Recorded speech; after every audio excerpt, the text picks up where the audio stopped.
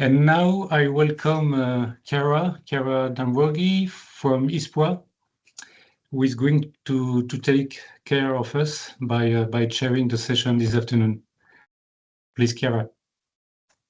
Thank you very much, Philippe, and good afternoon, everyone. Welcome to the second session of this workshop organized within the GSEU project by the task that is dedicated to methods, tools, workflows, and best practices for 3D geological modeling and visualization.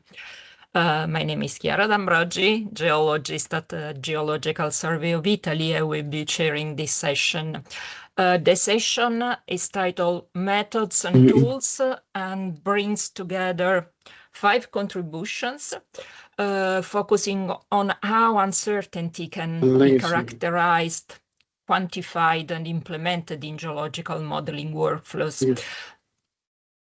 The presentations, as you see in the program, span scenario generation from sparse geological data, spatial-autocorrelation for confidence mapping of geological surfaces, probabilistic 3D voxel modeling, and the treatment and implementation of uncertainty within different environments. So we will begin with 2 presentations, followed by an interactive Mentimeter activity managed by Daniel Marco by EuroGeoSurveys. We will then continue with the 3rd presentation, have a short break, and conclude with 2 final talks and the general discussion. During the presentation, feel free to post your question in the chat at any time. We will address them after each talk, time permitting, or at the end of the session. Just a gentler reminder to speakers to keep the time. Thank you. And it's now my pleasure to introduce the first speaker, Guillaume Caumon, from University of Lorraine. Guillaume will present on scenario generation from sparse geological data, example for fault network interpretation. So, Guillaume, the floor is yours. Thanks a lot, Chiara. Oh, nice introduction. So I'm going to share my screen and then try to do this. So can you see my screen? Can you hear me well? Yeah. Okay, perfect. Wonderful. So good afternoon, everyone. So I hope you had a nice lunch, and I'm going to try to keep you awake this afternoon by telling a bit about some work we've been doing. So this is some work we started many years ago, and my co-authors are Amandine Fratani, who just defended her PhD, and Radu Stoica, who is our joint advisor for the mathematics department at the University of Lorraine. So I'd like to get back to interpretation tasks, and I apologize for those who already know this joke, but I think you've all played this game of trying to join the dots. The rule is fairly simple. You need to increment the numbers and to draw lines between these numbers. And to do that efficiently, you need a strategy. You need to kind of search locally, and by doing that, you finally end up with a shape, which are 2 penguins here. And of course, you could also think about making more curved lines so that the penguins look nicer. But here I made the choice of just drawing straight lines. When we think about interpretation in geosciences, we have a number of challenges, and one of them is to quantify the uncertainty, which is the very theme of this workshop. And I really like this quote from Chamberlain from more than 1 century ago. So Chamberlain was an American geologist who mentioned that to develop multiple hypotheses, you need to bring up in view every rational explanation of the phenomenon in hand, instead of trying to anchor yourself or try to promote just one explanation for your observation. I think, 120 something years later, This every thing, I highlighted it in red because I think it's still extremely challenging to do that because we have a huge space of explanations. As we discussed this morning, there are many multimodal, multi-scale data which have come up with their own challenge in terms of reliability, and we had a good example this morning about how to try to quantify that. We also have multiple purposes that were discussed this morning. We have a complex reality. Let's not forget about that. I mean, the Earth as we know it results from millions or even billions of years of coupled processes over time with a lot of complexity and interactions, and this generated a lot of complex features that we try to capture and understand. In particular, we have gaps, we have steps, so very abrupt changes, we have non-stationarities, and for that we develop reasoning, right? We geologists have developed geological reasoning, and the paper by Frodman was also mentioned this morning. So this reasoning is very important for us to try to address this complexity, but it comes with a price, which is the price of cognitive biases, like anchoring that was mentioned also this morning. And overall, we have this huge search space that we would like maybe not to sample exhaustively, but at least to try to bracket reasonably well in order to make sure that we know what we know and we are reasonably confident about what we know and can put some bracket about what we don't know. So it's almost impossible to address that with just our brain. Our brain is limited in terms of computational capabilities. It's making shortcuts, and so computational tools are a great way to try to augment our brain and to come up with a computer augmented geologist. And so this is an example. I try to generate a picture to illustrate with Mistral, to explain how we can try to use computer to complement and try to translate our concepts mathematically and computationally to come up with interpretive scenario with which we can try to build some sense about our incomplete data and incomplete observations. So when Philippe contacted me to present, I thought I could present something on assisted well log interpretation and correlation, which is a topic we've been working on for many years, on how to close the loop between modeling and geophysical data and geophysical inversion, like coupling structural modeling and full waveform inversion, or on the joint modeling of structures and hydrothermal alterations, or on the stochastic interpretation of seismic images. But that's not what I finally chose to do. If you want to learn more about this and probably many other things, and if you want to contribute, I would also like to take this opportunity to advertise our next annual consortium meeting, so the next ring meeting in 2026, which will take place in September, mid-September, and the call for abstracts and paper is open, and so I've put a website here. So I think most of the things we've seen presented in this workshop would be an excellent fit to this workshop, so I hope some of you can come. Now let me get back to the topic I chose to present today, which is fairly challenging and which is not addressed a lot in the literature. The problem is how to associate sparse fault or fracture observations. So we can make these observations on boreholes by borehole imagery. We can make observations on geological interpretive sections or geophysical sections. And we have the problem of trying to reconstruct or to fill the gaps between the data, between the one-dimensional drill hole or the two-dimensional sections, and come up with a consistent structural framework in terms of connection of these discontinuities. And this is obviously very important for a number of applications, like for structural mapping, but also for flow modeling, mineral concentration, etc., etc. So to address this problem, we worked with Nicolas Cherpeau many years ago on a sequential fault simulation and modeling. So coming from a three-dimensional geological modeling world, we had this data. We have so these are the small points here. Let me try to activate. Yeah, we have these points here, and at a given step of the workflow, we have already simulated a number of faults, and we will pick some data that we want to honor, and we will nucleate a fault, but we'll try to explain this data, and maybe that could be possibly also that could also possibly explain some other data. So there is both a nucleation, random nucleation of fault center based on prior information about the regional context, the fault sets, the fault families, and there is a clustering of data where we try to identify whether there could be some distinct data that could also belong to that fault.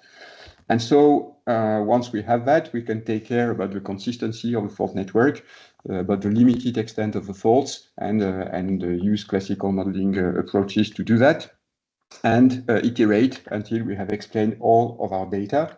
And we could also use that to simulate the unseen faults that could exist and that we have not sampled because of limited spatial coverage. So this is nice. We're pretty happy about that, but we try to apply this to real data. So we did not try on that particular set of data, but we found that this approach has a scalability problem.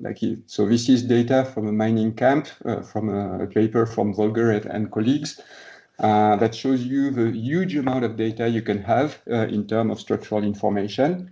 And so to address this type of data, you need really scalable approaches that are able to absorb this huge amount of data. The other thing that we also need is to think about what are the concepts that guide the fault associations in terms of geological concepts. And we also need good theoretical framework, starting from the mathematical description, but also providing ways to validate the modeling choice that we are making and to infer the parameter of the mathematical model. So to do that, we took a different path with Gabriel Godefroy, and actually we discovered that this problem was named as a fault association or fault correlation problem by Brett Freeman and colleagues, where we have a set of sections and we want to come up with various interpretations from these sections, and we can pair these various data different way, still honoring the concepts that these are all normal faults, but the connectivity of the fault network is different. So this was, in the Freeman paper, this was done in an expert-based manner, and one of the points was that we should use the fault displacement when we generate these scenarios. And what we did with Gabriel Godefroy during his PhD was to translate this problem into a graph generation problem. So all the observations would be the nodes of a graph, which would have some geometry and some features, some properties, like the geometry of the line or the orientation of the line. And then every scenario would be just one particular graph or a set of edges connecting the data, connecting the points. In this framework, a fault association, so a fault surface corresponds to a clique in the graph. So a clique is a set, it's a complete subset of the graph. So it's a set of nodes which are all connected together. And when you think about it, this is a bit different to what we tend to consider faults when we do geological model, because when we create faults as geological model, we take nodes and we just look for the nearest neighbors. So in 2 dimension, we can just represent a fault as a line, curved line. And in 3 dimensions, we can represent it as a triangulated or quadrangulated surface, for instance. In this framework, we use a clique. And so why is that? The reason is that we want the framework to work if we remove data. Like if this is the reality, right, on the right-hand side of the image, we want this reality to be accessible even if we have no data between our 2 extreme points here. And so this is the reason that we want why we consider the cliques. We want all the data to be integrated, whether they are close or more distance one from another, because we have partial coverage, spatial coverage. When you think about how many configurations exist about this, this is really scary because if you have n fault observation and you want to create k faults, this is given by the Stirling number. So for a small number of observations, this is reasonable, and so you could have any number of faults, and so the Bell number is the sum of the Stirling number, so it's the number of configurations you can have between any n observations to any number of faults. And so if you have 3 fault observations, the Bell number is 5. If you have 4 observations, the Bell number is 15. And if you have 13 observations, you end up with 28 million possibilities. So when I mentioned that the space of uncertainty is huge, this is really what I mean. This is really a non-polynomial type of numbers that we are trying to sample and to address. So to address this problem, we need to have geology, right? This is just based on combinatorial. These numbers are just based on combinatorial possibilities, but many of these possibilities, hopefully the largest majority, is geologically unrealistic, and so we need to have geological rules for that. And so with Amandine Fratani, we worked on distance rules to try to say, okay, if we have borehole data where we observe faults at a given depth in a borehole, we need to have a way to compute the likelihood of these 2 observations to belong to the same fault surface. So these are our 2 vectors, and we can define a distance rule that tells us that, okay, what is the probability that a fault larger than this distance between these 2 data sets exists? So for that, we can use the fault length distribution and compute a ratio of probabilities. And if we make the assumption that the faults follow a power law distribution, this is the type of result and the type of likelihood or potential function that 2 faults between a minimum bound and a maximum bound belong together, or 2 observations belong to the same faults depending on the distance. Of course, there is more than distance between points. The faults are highly anisotropic objects, and so we can also have a look at the alignment of the observation. So for that, we can ask whether these observations define parallel planes. So this is given by a scalar product. But that's not sufficient. We also need to check whether the normal plane containing these 2 observations is compatible with the normals. And so this can be managed by this equation here. So we need to reproject this normal onto the distance and to compute the average of the deviation between the normal plane and the distance vector. On top of that, if we have very close observations, we want to have very close orientation, and if we have further away observations, we need to we can scale that, so we can use a power to make sure that this kind of rule is relaxed if the distance between the 2 observations is large. I see that time is running, so I'm going to skip the sampling problem. Okay, but essentially, once we have that, we have a way to create a graph that tells us, so on the edges of this graph, the color is telling us how likely it is that 2 points belong to the same object. And so to find the cliques for that, we propose a new sampling algorithm, which is more scalable than what was proposed previously by Gabriel Godefroy. And in the end, we can generate this coloring, if you like, of the fault data, depending on the various fault surfaces. So this is just some example on a synthetic data set where we actually start from a known model and we generated synthetic data. Also, we sampled the fault data. These are the values of the plane rule and the distance rule, so the rules that I showed just before. And this is just one example on one realization of the various fault labels. And when we match that to some of the configurations, so some of the actual data, we find that for some fault surfaces, we are able to recover with a lot of confidence the exact same surface as before. And in some cases, especially in this case of a fairly strict surface, we have a difference. So it's interpreted as two distinct planes between which kind of makes sense because we make the assumption that the fault is planar. An interesting outcome also on some of the solution is that a segmented fault can be found to appear as one single fault surface, which also makes sense from a geological standpoint because we know that most faults are segmented, and so they are genetically related even though they are not necessarily connected. So we could obviously go much further by using also the stratigraphic offset. We could also use negative data.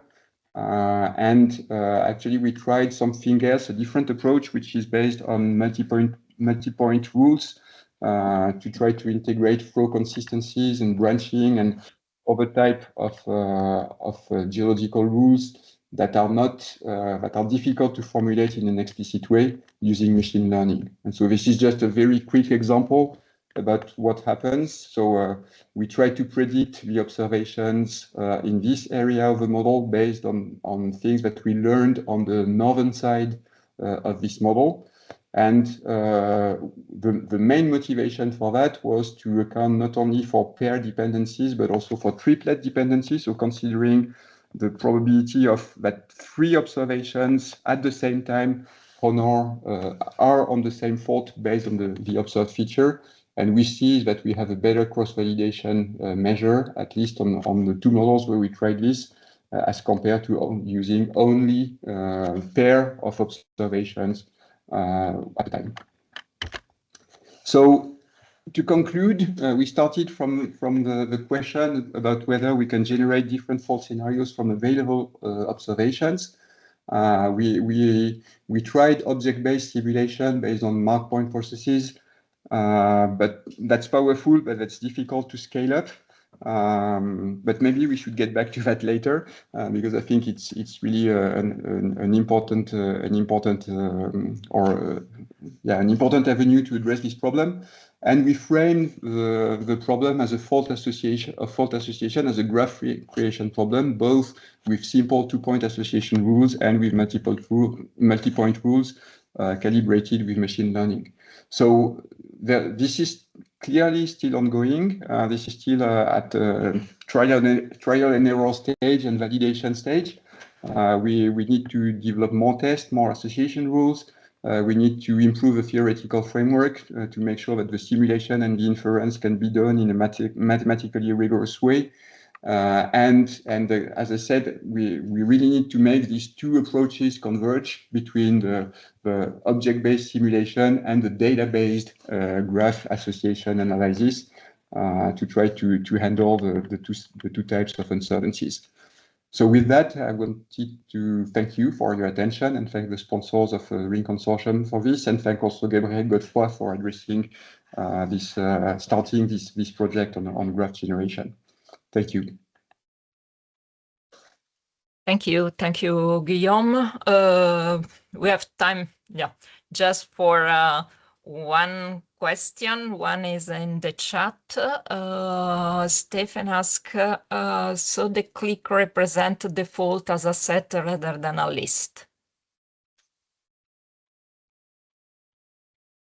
Sorry.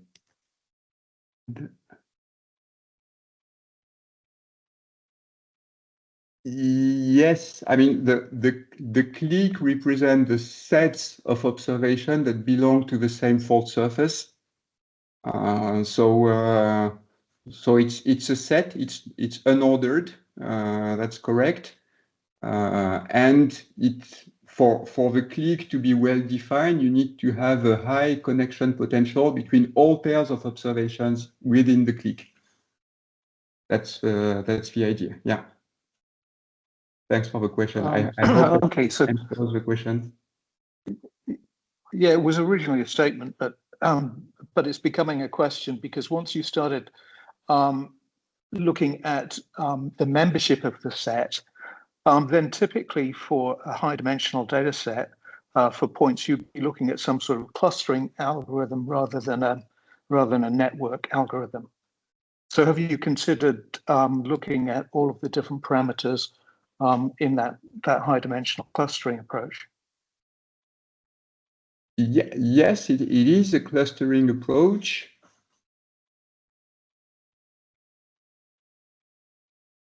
So, I mean, you've got location, but also you've got dip and azimuth, but Right. they're just other parameters, right? So, Yeah. so you've got an n-dimensional data set, and for the points to belong to the set, then they must have similarity. So it simply becomes a sort of clustering operation. Right, it is, but one thing I did not mention.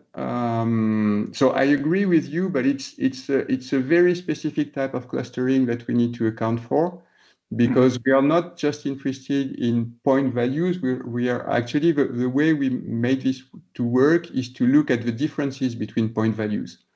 Like if you think about the distance between two observations, this is really essential. Like you could have an observation here and an observation 100 kilometers away with the same orientation and perfectly aligned, and that doesn't necessarily make a 100 kilometer fault, right? That's true, but that's why you include the location in. Right. Sorry. I suppose that we can resume this discussion at the end, during the final discussion. Now we move to the next speaker, that is Patrizio Petricca from Geological Survey of Italy. The presentation is titled "A Spatial-Autocorrelation Workflow for Data-Driven Confidence Mapping of Geological Surfaces." So Patrizio, the floor is yours. Okay, thank you. You confirm my screen is on. Yeah. Okay, thank you. Good afternoon, everybody. I'm Patrizio Petricca, and thank you for the opportunity to present this workflow we are developing at the Geological Survey of Italy. A little premise is that over the last few years, the survey has implemented and managed a national database of 3D geological models that are produced by different research institutes and universities within the National Geological Mapping Program of our country. So these models are developed using heterogeneous software and modeling techniques, and we needed a general procedure. Patrizio. Yes? We are looking the first slide. I don't know if you move to the next one. Yes, okay. Okay, so now? Yeah, okay. The next one? Okay. So we needed a procedure that could be general and reproducible to analyze the surfaces that they submitted to our database. So we all know that geological surfaces are reconstructed using many different types of data. We see also in previous presentations. However, only a small portion comes from direct observations, mainly boreholes or outcrops, and which are often sparse and limited in number. A large part of the model is constrained by interpreted seismic or geophysical data, meaning that 3D geological modeling strongly still relies on expert judgment. And in practice, uncertainty is often communicated through quality flags derived from metadata when that information is available. Of course, that in our case is not common. And more advanced statistical machine learning approaches do exist, we know. However, they are often difficult to implement and sometimes computational demanding. And not always easy to interpret, at least in operational workflows. And so as a result, in many real-world cases, uncertainties in geological models remains mainly. We found several limitations to defining a fully general uncertainty estimation method. Here I listed some of them. For example, geological datasets are not only sparse but also unevenly distributed in space. Results depend strongly on data availability, data type, modeling assumptions, and we also need to consider additional sources of error, such as them or time-to-depth conversions, and of course, human interpretation. This is why we, rather than trying to estimate uncertainty directly, chose to address the problem by answering in a quantitative way, of course, 3 simple questions that are: what types of data do we have? How many of them are available, and how are they spatially arranged? The idea is to define first quantitative level of confidence based on the amount and spatial distribution of the data used to reconstruct a specific geological surface. In simple words, we evaluate how well the surface is constrained by data at each location in its domain. Okay, I go fast through the workflow we propose. For each surface of the model, the method quantifies 3 aspects that are the data density, the horizontal confidence derived from spatial autocorrelation, and vertical variability in depth that is used as a proxy for confidence. We begin by selecting our study area, a geological surface, and defining and then discretizing it into a regular evaluation grid. We know that the surface depth exists at every grid node, but it is constrained only at discrete observation points, here in red, that I call checkpoints. And sorry. Okay, I have a problem with the presentation, sorry. Okay. The surface depth, we know exists at every point, but confidence in the guess decreases as we move away from these points. But the idea is that it occurs not always at the same rate. For this reason, the checkpoints are organized in hierarchically according to their reliability. We choose wells and outcrops as first-order constraints, while seismic lines and interpreted datasets are assigned to higher orders. Then we define a distance decay model. In this case, we use the inverse distance weighting. In simple terms, each grid node receives a value between 0 and 1, depending on its distance RP from the nearest checkpoint. The closer a node is to reliable data, the higher its confidence value, of course. Because of this model, we can see here confidence decreases faster for high-order constraints, which are considered less reliable. And if you look here, the green and black curves describe the decay model. And the final value at each node results from the combined contribution of nearby checkpoints. In the ideal case, this one, when a node in black coincides with multiple constraints, the confidence approaches its maximum. Okay. Once horizontal confidence is computed at each grid node, we can reconstruct its spatial distribution across the entire surface. While for the vertical dimension, we analyze the range of depth values available at the same grid node for that surface. And when at least 2 independent depth estimates, like here, are available near a node, for example, from a borehole and a seismic section, we can define a minimum and a maximum depth location. And then the normalized depth range is used as an inverse proxy for the vertical confidence. The smaller the variability, the higher the confidence. The output of the workflow is a grid-based matrix containing both horizontal and vertical confidence values.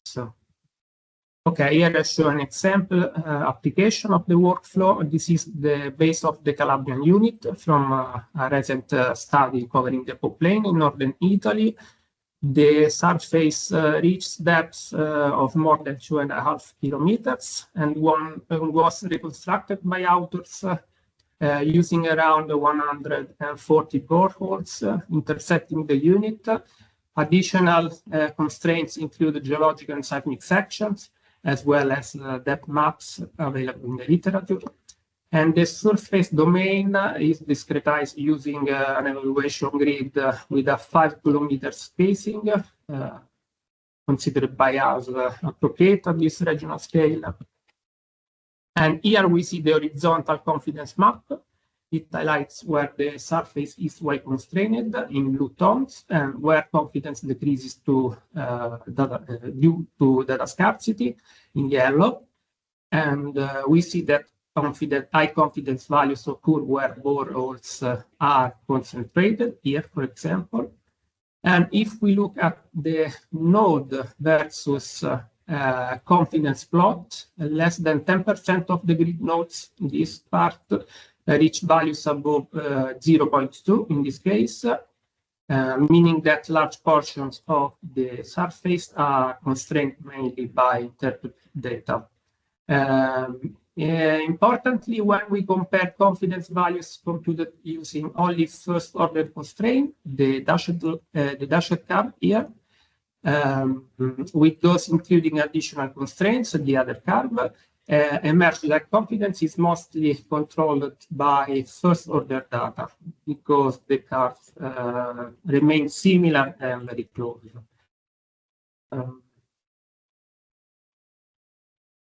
Okay.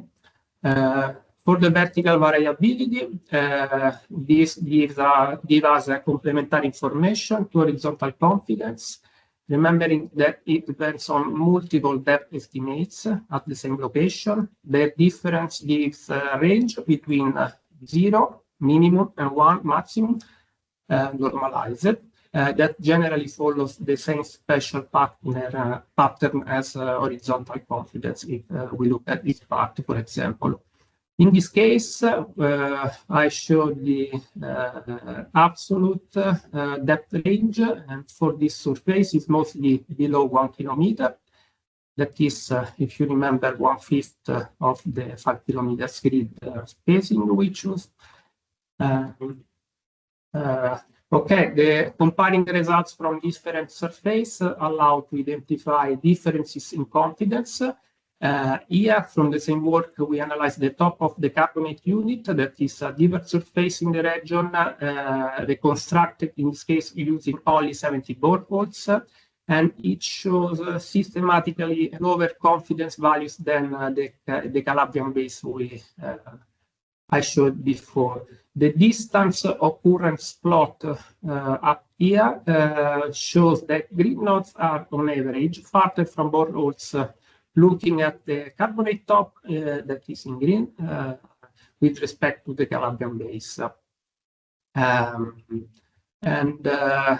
As a result of this, the confidence values, in this case, decrease more rapidly, here in green, and very fast below 0.2.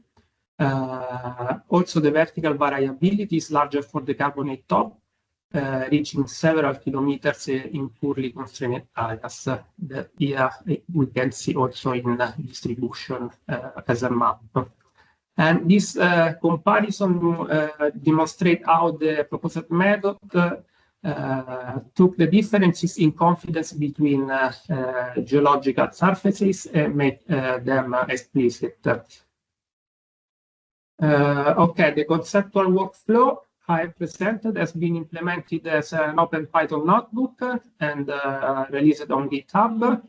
Currently, the notebook fully implements the horizontal confidence calculation. The vertical component is still in a prototypal version, but this is mainly because defining a standardized way to collect depth constraints from different model producers requires careful consideration.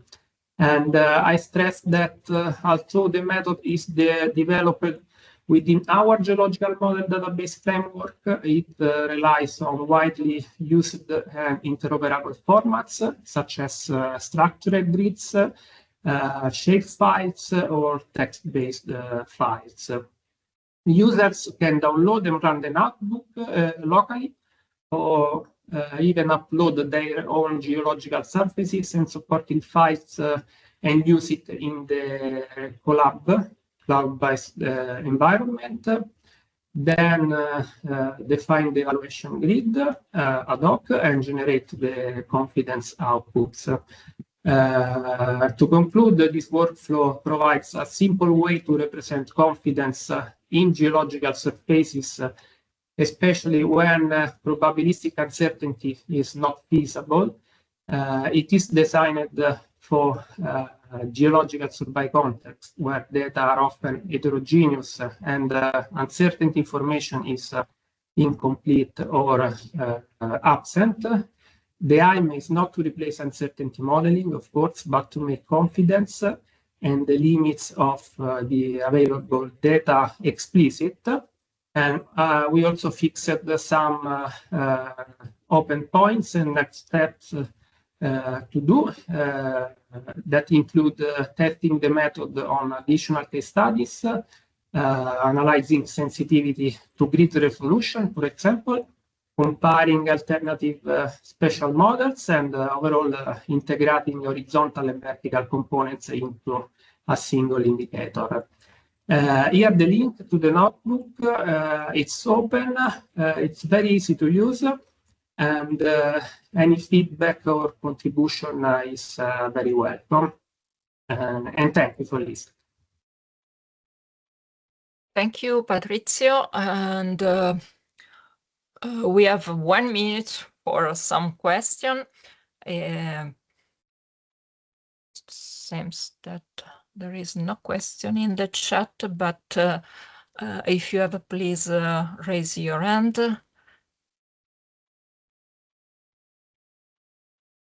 Okay, Jan Franek, please, I suppose that you can open your microphone. Yeah, okay. Thanks for a nice presentation. And I just wonder, this approach a bit resembles what we have published a year ago with my colleague František Staněk. And I would be interested, maybe I missed this approach was published somewhere. Could you please show some slide with some citation, if it is possible? Yes. Okay, I go back to I can share it in the chart later, but this is the reference, Untitled 2023, where we try to apply this method. Also, in that at that time was prototypal to the 3D model of the plane. So you can find it there.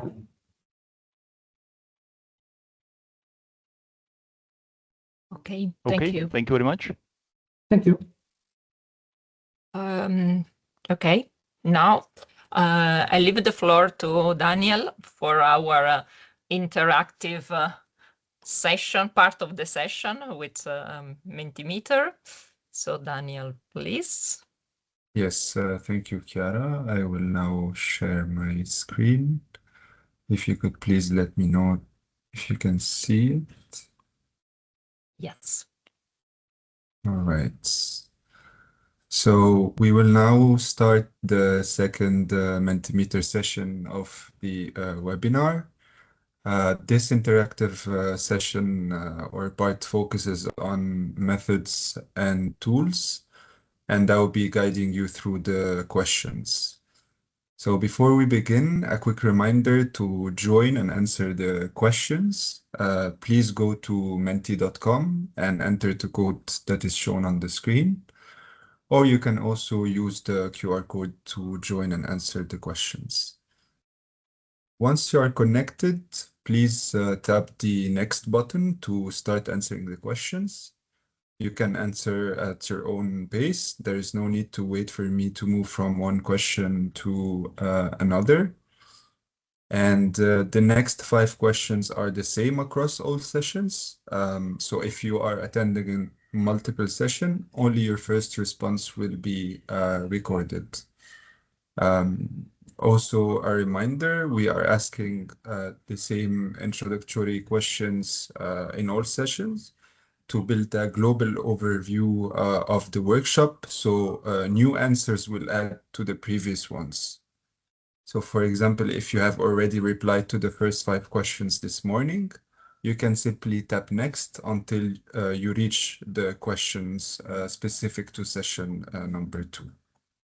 So we will start again with the first question. We would like to know you a bit better. So first question, from which country are you joining us from today? We see that we already have some few responses compared to this morning. We have participants from all over Europe, and we see also a participant coming from Thailand. So we have a strong participation from all over Europe today. Now, let's look at your professional background again. We can see that the research and technical sector is still dominant, with 88% of the participants coming from this sector. But also other tech sectors are represented today. For example, institutions, industry, and other sectors. Let's now see how familiar you are with uncertainty in geology. You can see that 31 participants have an intermediate knowledge. 27, they have an advanced knowledge about uncertainty. 27 that has basic knowledge, and last 10 has a beginner level about our topic today. Let's now move to the next question to understand better your expectations. So 32% of our participants expect exploring methods and tools to manage uncertainty. 27% expect to learn from case studies across topics and countries. And 22% would like to or expect to understand the sources of uncertainty in 3D models, in 3D geomodels and maps, and 18% communicating uncertainty. Let's now move to the next question. If you selected other expectations, please tell us more. So here we can see that practical skills comes again, open source tools, know who is doing that comes again. Some of you mentioned examples using a software like GIS, how to work with 3D geological models and calculate the uncertainty. Others said solve problems in 3D modeling, answer of questions. Some of you said visualization of uncertainty, learning, structural uncertainty.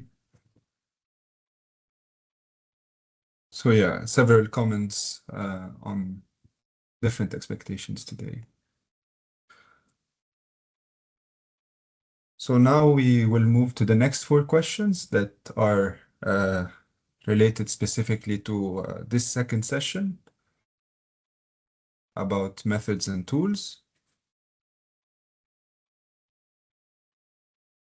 The first questions is about how many software solutions for calculating uncertainty do you know and use? And the participants said that they know more than 2 software solutions to calculate uncertainties in geological models. And others said that they use less than 2 software solutions to calculate uncertainties in geological models.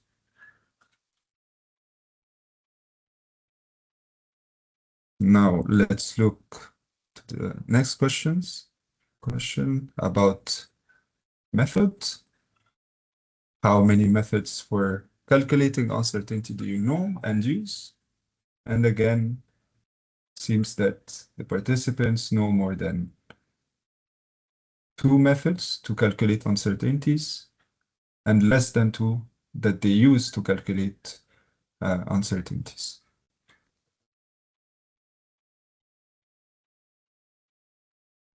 Now moving to the next slide and question about ranking the main barriers to delivering multiple 3D models.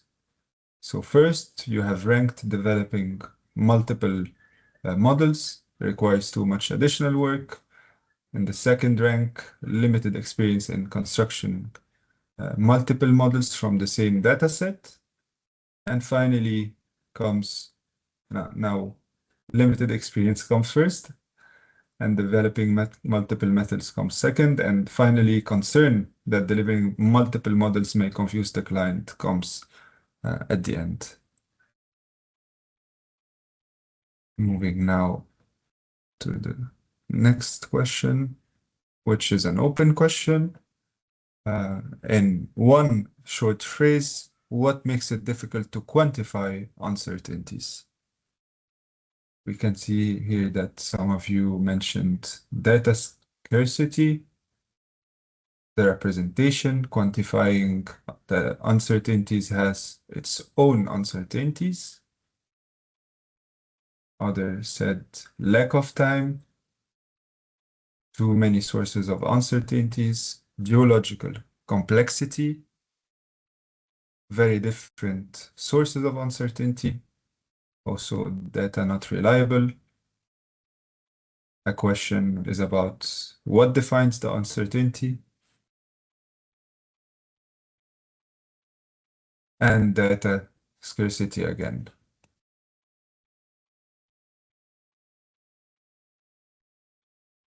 So that was it. Thank you for your responses. This gives us a clear overview of practical challenges related to methods and tools. And yeah, we appreciate your participation to this session. I will now give the floor again to Chiara.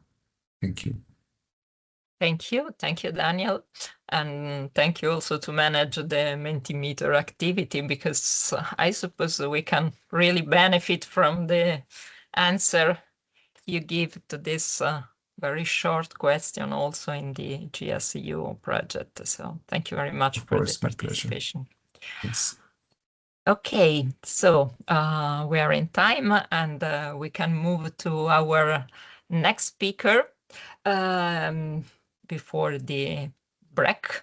The next speaker is Rasmus Bødker Madsen. Sorry if I can't pronounce it well, your name, from GEUS.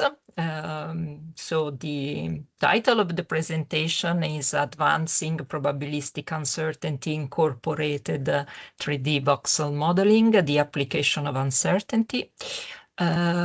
I don't know if Rasmus is ready. I am here. Okay. Can you hear me? So thank you. The floor is yours. You can share your screen. And perfect pronunciation. Right. Can you see my slides? Yes. Good. Yes, thank you very much for this opportunity to present to everyone at the GSEU.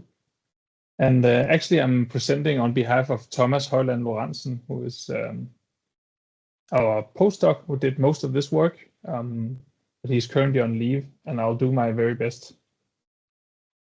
Yeah, and just let's start out pretty basic. And I hope we can all agree that data in itself doesn't tell the whole story.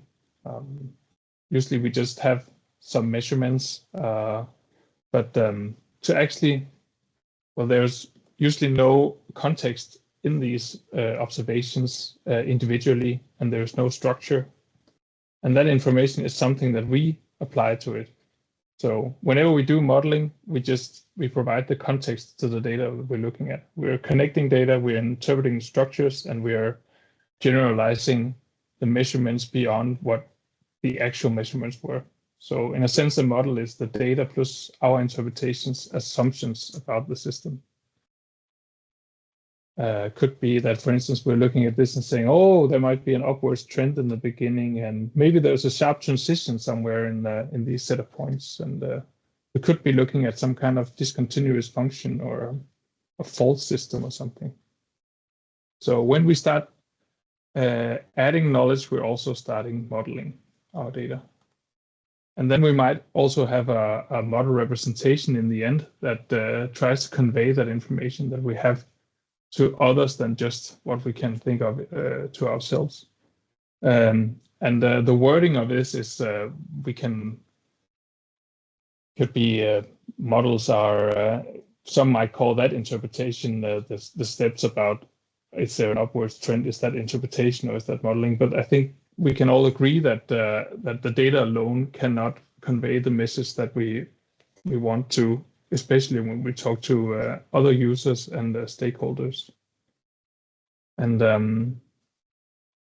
in terms of voxel models, the TNO, the people at TNO have developed the GEUS model for the entirety of the Netherlands.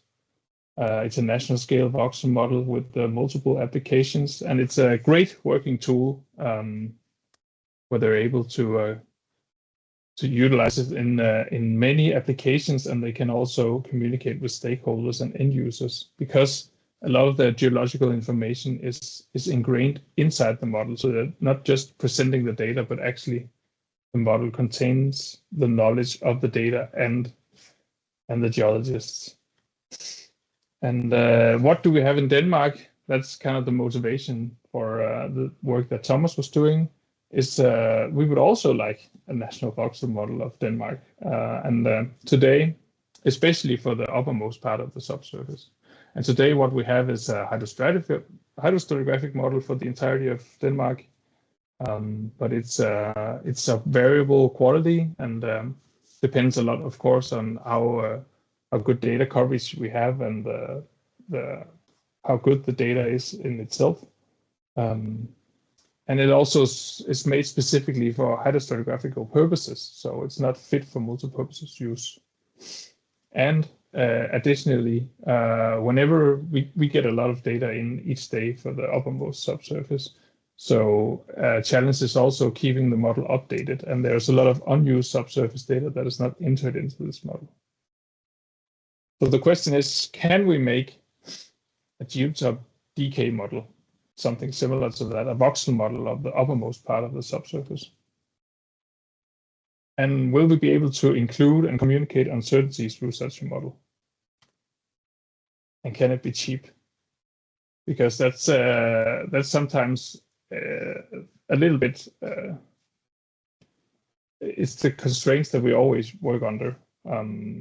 So sometimes even though I think someone mentioned it even in the previous session, sort of somehow the constraints, the timely constraints or the monetary constraints around projects also define somehow the uncertainties and the resolution of the models that we were capable of coming up with. And the answer we found was in probabilistic data integration. And it's fairly simple as a concept. So it's just if I want to know something about my model, a distribution over my model, we just see it as a contribution from a lot of information sources, from 1 up to big N number of information sources. And if those information sources can be considered being independent from each other, it's simply a multiplication of all the uncertainties put together. And for a simple 1D case, it will look something like this. We might have information here from information source 1 over the model parameter space, and then similar here for information source 2, and then their joint probability gives us our target distribution. And what that might look like on a grid is something like this. So we have here a regular structured 3D grid of voxels, and here I have a voxel of interest. If I want to say something about, let's say, the lithology, some kind of categorical variable at this specific point, I have some data maybe nearby that I want to include. So a borehole, for instance, might be information, 1D information along a borehole. So for each of these cells here, I would, wherever the borehole has been penetrated into the model domain, I would have some probability of the given lithology, or all of the lithology is basically based on that borehole information. And similar, if I have some geophysics, in this case, in Denmark, we have a lot of airborne electromagnetic data. We would have some lines where the helicopter have flown over, indicated here by yellow. And here also at all these voxels, I would have direct information about this lithologies given the acquired data.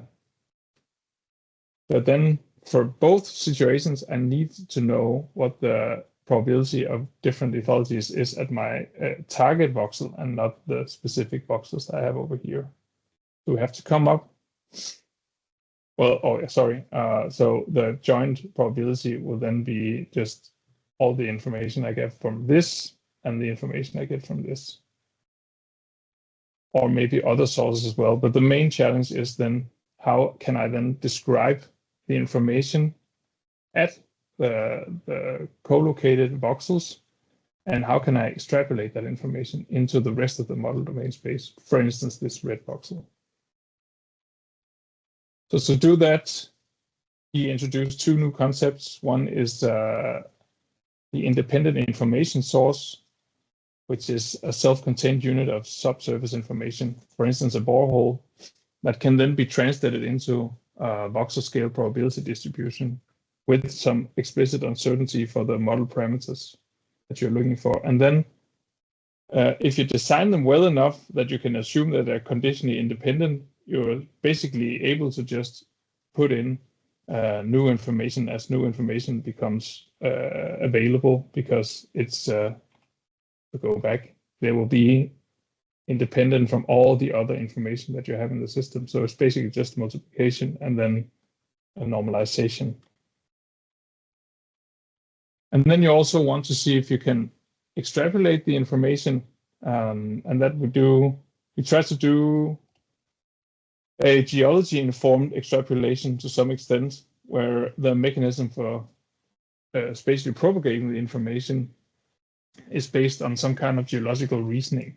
So it's not completely statistical interpolation, but rather it's a matter of, does this unit usually produce lenses, or will it produce longer structures, or maybe structures with some orientation? And this is the workflow, and I'm not trying to go into detail with that, but there's actually a lot of what's going on is just preparing everything, making sure that you can actually go by these assumptions about independence of the information sources.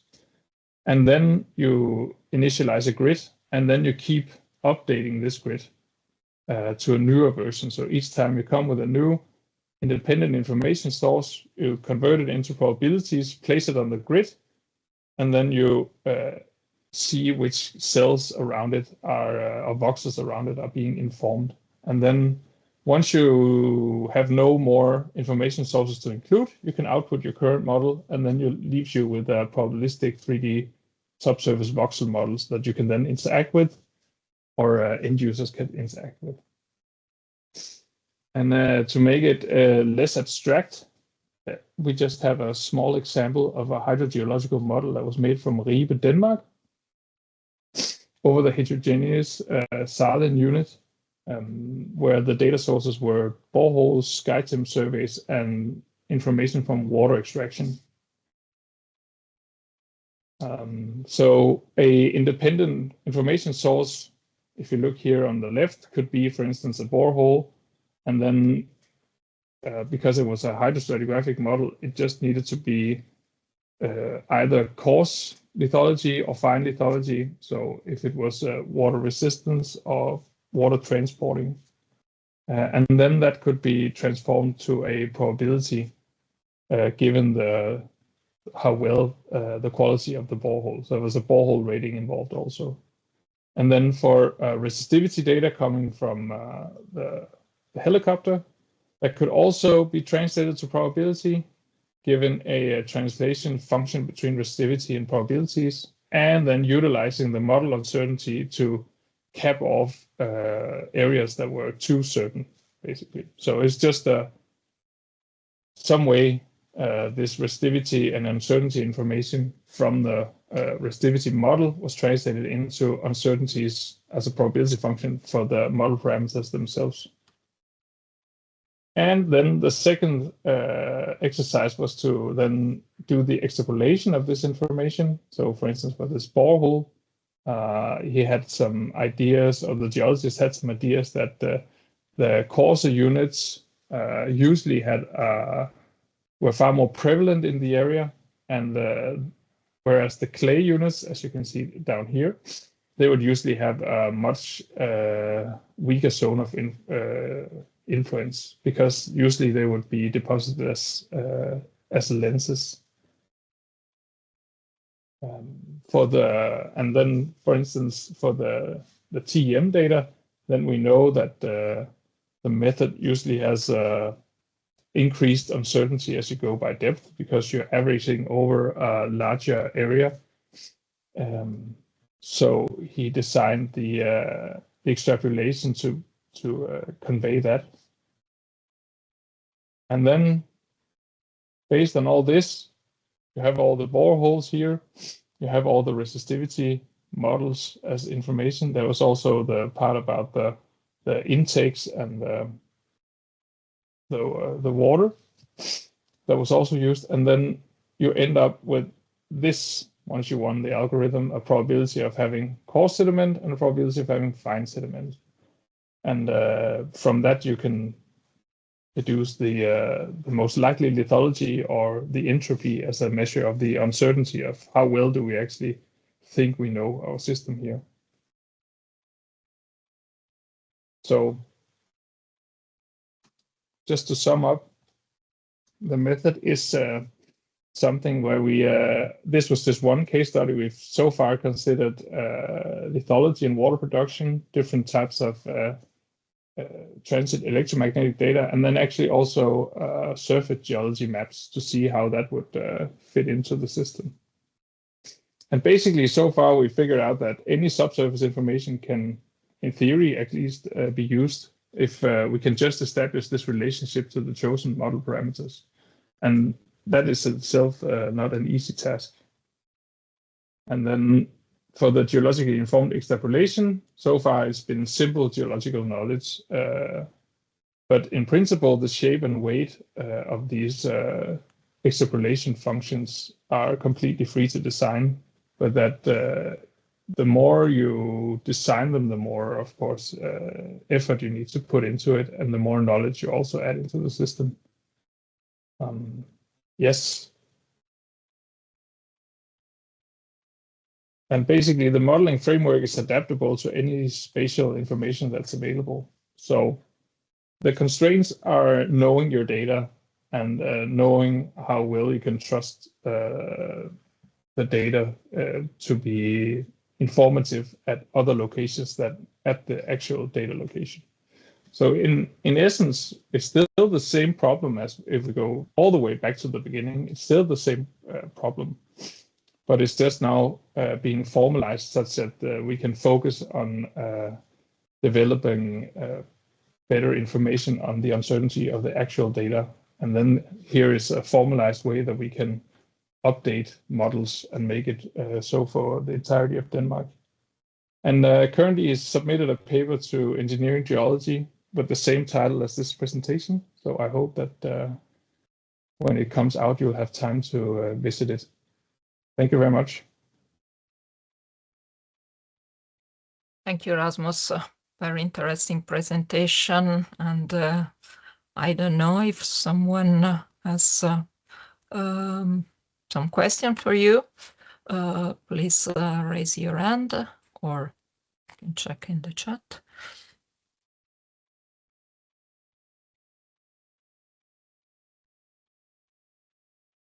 Any question for Rasmus or for the other presenters? We have time for some questions before the break. So please feel free to ask.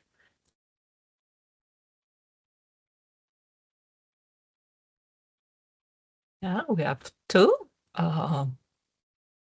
First one, sorry. Is Guillaume. If I may ask again, it is Jan. Just regarding the calculation or evaluation of the uncertainty of the geological model, it was great to see the approaches, but I wonder another question, if someone tried to, let's say, propagate the uncertainty of geological models to the other models that are stemming from the geological. For example, what we are sorting out in Czech Republic is that the geological models are used as a geometric framework for numerical simulations of groundwater percolation. And it would be great to know how to pass the uncertainties to the hydrogeological models and to add the uncertainties of the hydro simulation itself to the geological ones. So I just wonder if someone has solved this more complex approach.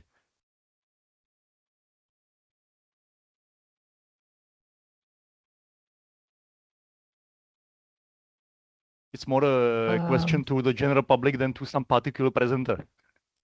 Yeah. Okay, I don't know if someone of the speaker or of the participants. The only thing I can think of, and when I've been working with conveying uncertainty in hydrostratigraphic models to actual hydrological modeling, is the structural uncertainty through ensembles of a 3D model. That's the only thing I can think of. So, for instance, this framework that I just presented just gives you the probabilities in each point.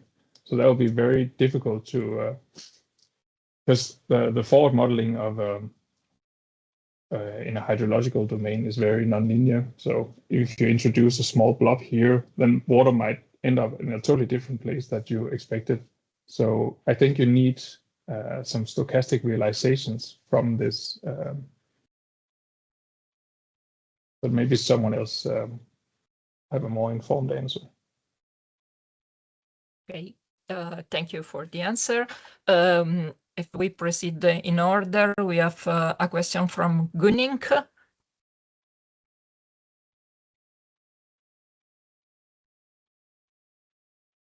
The microphone? My microphone, okay. Yes. Yeah. I was not in control of my own microphone and my own camera, of course, but now I am again. Question about the last presentation for Rasmus. One of your the things I was triggered on was that you said that your probabilities for the different data sources were independent. So therefore you can multiply them without any problems. Indeed, but I'm a little bit worried about the fact that you all assume that they are independent. They are all about the same subsurface, they're about the same attributes in finally all a probability of some texture or whatever you do. And I find it hard to believe that they are independent. So therefore, well, what's your opinion on that? I hope they will be constructed to behave independent at least. So let's say an independent data source, if one borehole I make over here is not influenced when I do another borehole over here. So to me, those two boreholes are independent.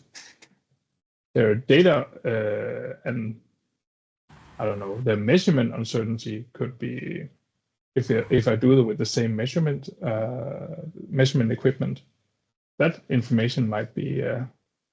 That's the only reason I can see that those two boreholes will be somehow correlated or dependent on each other.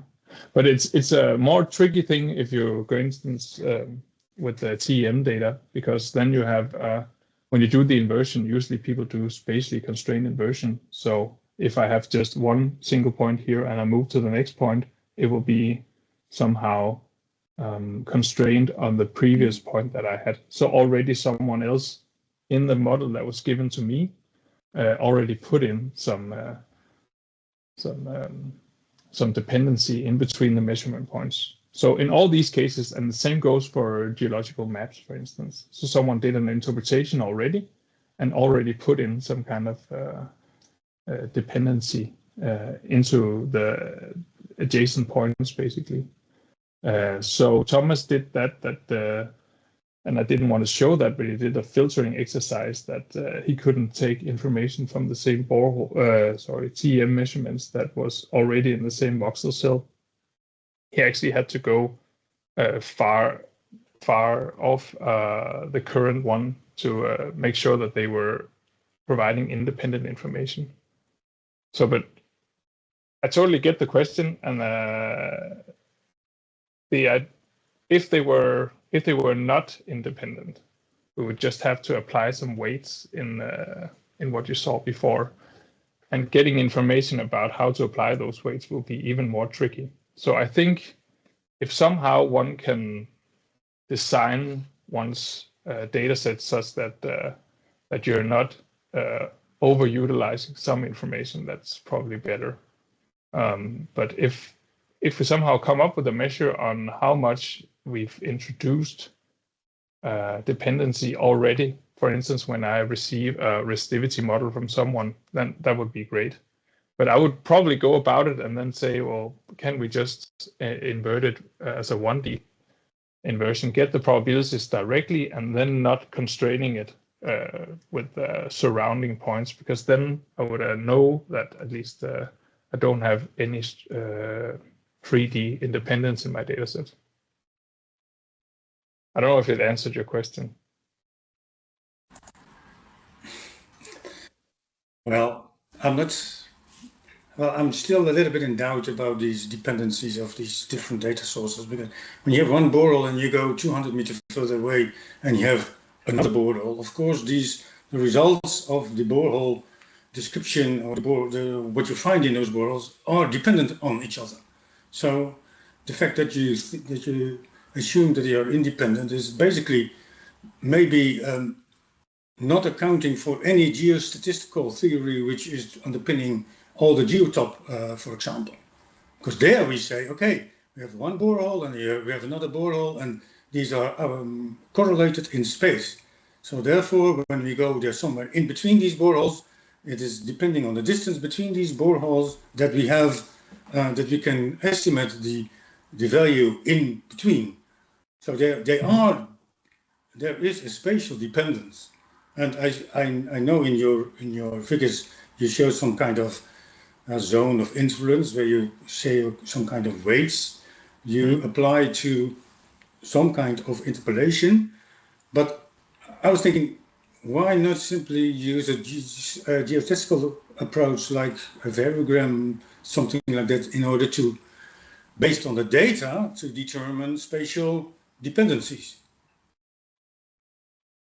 But okay, Okay, I don't know. Sorry, Rasmus, if you can answer in a short way.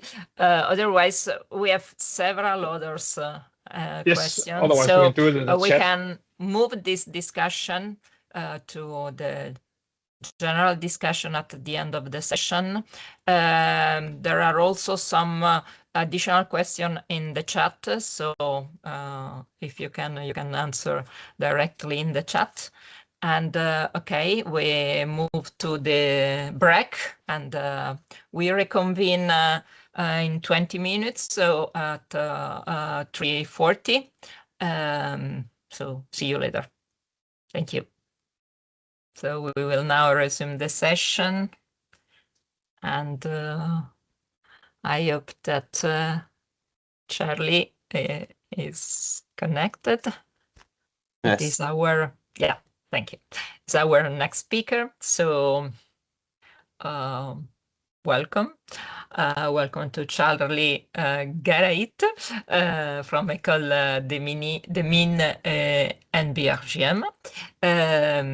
The presentation is titled How Uncertainties Are Taken into Account in the SPDE Process. Okay, so Charlie, the floor is yours. Thank you. So yes, I will speak about how uncertainties taken into account in the SPDE process. So let's start. What SPDE means? SPDE means stochastic partial differential equation, because we have a partial differential equation that is equal to something that is stochastic. So this is a stochastic partial differential equation. And the solution, Z, is what we are looking for. And it is a Gaussian random field. And here we have some simulation and the kruging of a Gaussian random field. And in this equation, we have two more parameters, kappa and alpha.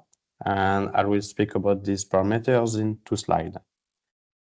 For some that are familiar with geostatistics, we already compute Gaussian random fields with a covariance approach. It is done in 3 principal steps. The first step is the definition of a variogram model from data. At the right, you can see 2 variogram models, the exponential and the Gaussian. And the second step is a computation of the covariance matrix. And then this covariance matrix is inverted. And a big issue is that the inversion of this computation matrix is a function of the number of data. The SPDE approach, we define 2 parameters, kappa and alpha. Then we define an underlying mesh for finite element method. And then we compute directly the precision matrix by solving the SPDE with a finite element method. And by this way, the computation time is not function of the number of data. So in the first step, I will speak some words about these 2 parameters, kappa and alpha. This particular solution of this SPDE, Z, is in fact a Gaussian random field parameterized by the maternal covariance. What is maternal covariance or maternal variogram model? It is a generalization of 2 variogram models, the exponential, when nu is equals to 0.5, and when nu tends towards infinity, this is equal to Gaussian variogram model. And with this equivalence, we can say that the SPDE approach, we have an equivalence between the SPDE approach and the covariance approach. Then we can have physical interpretations of SPDE parameters. We have the alpha parameters that is linked with the smoothness, and we have kappa, which is inversely proportional to the range, the variogram range. So no, I said that SPDE is computation time is not dependent of the number of data, and I will show it. So here it's a benchmark between the covariance approach and the SPDE approach, and we can see that the covariance approach, the computation times is dependent of the number of data, whereas SPDE we have a computation time that is inferior to 1 second. And if I zoom in on it, we can see that SPDE is inferior of 1 second.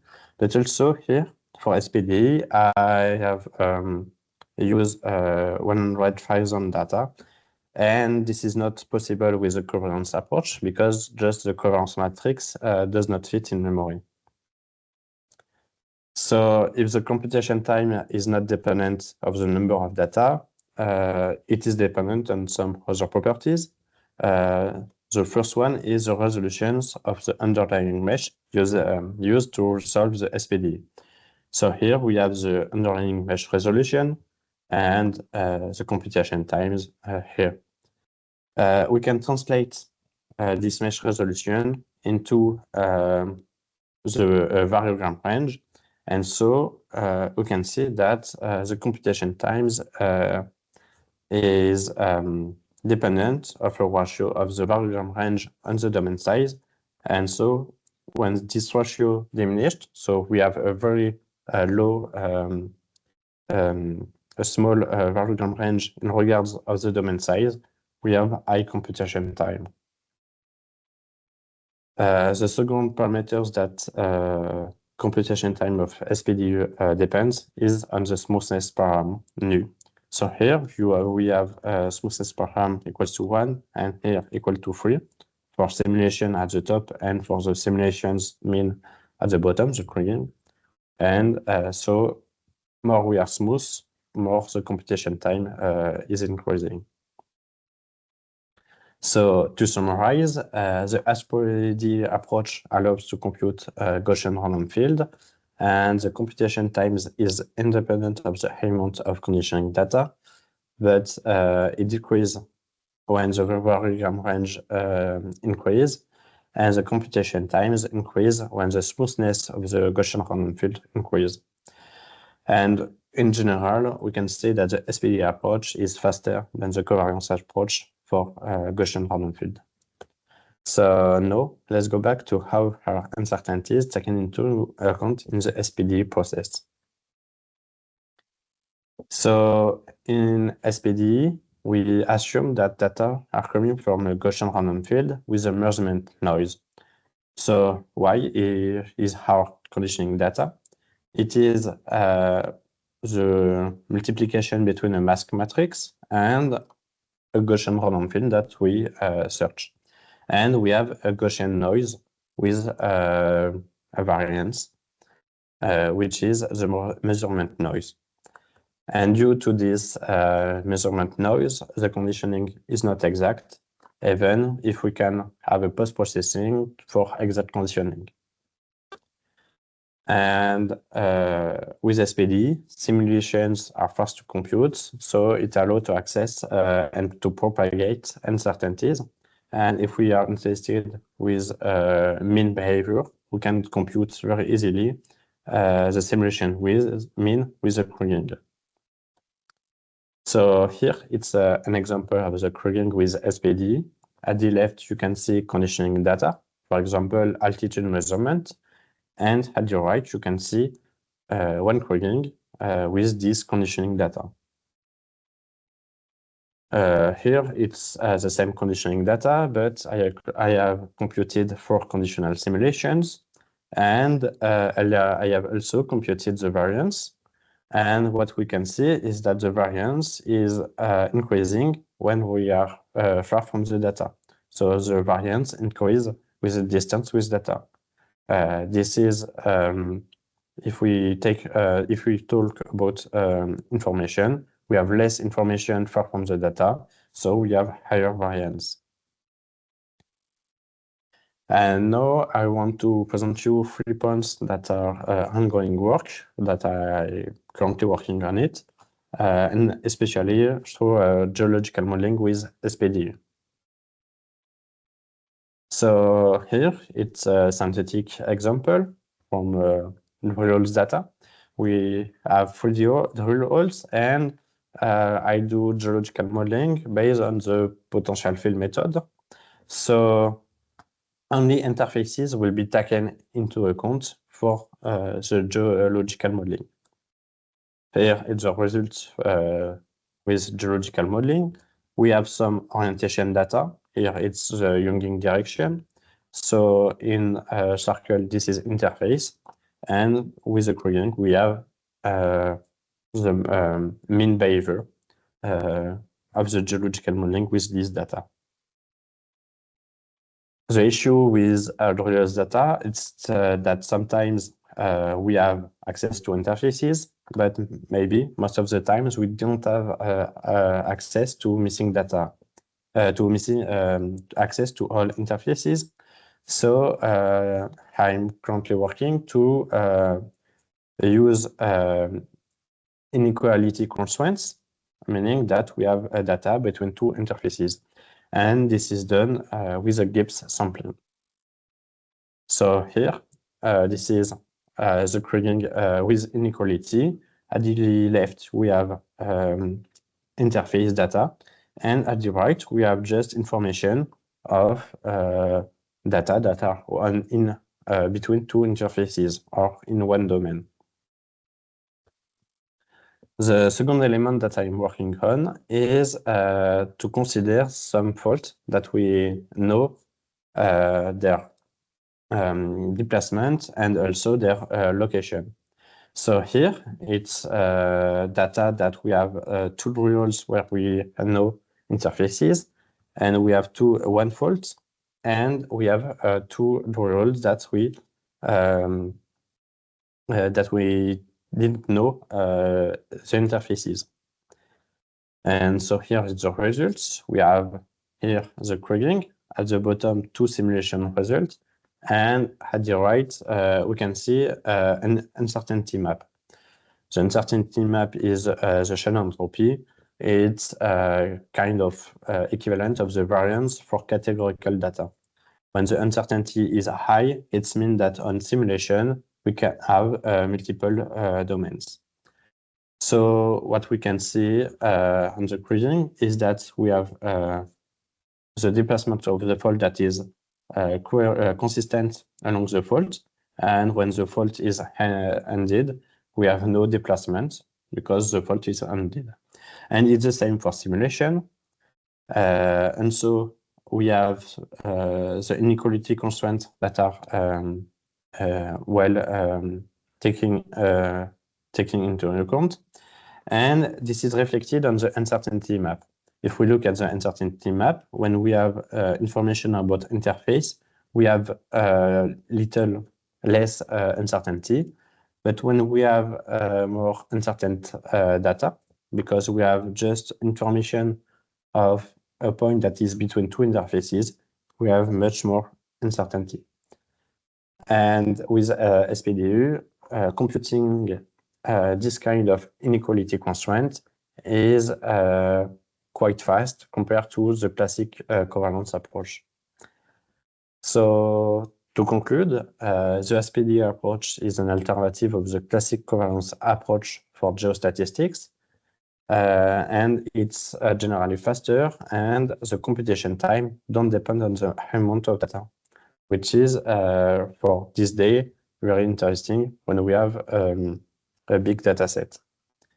Also, I'm currently working to be able to use SPDE for geological modeling, and also to use inequality constraints with SPDE, and to take into account the presence of faults.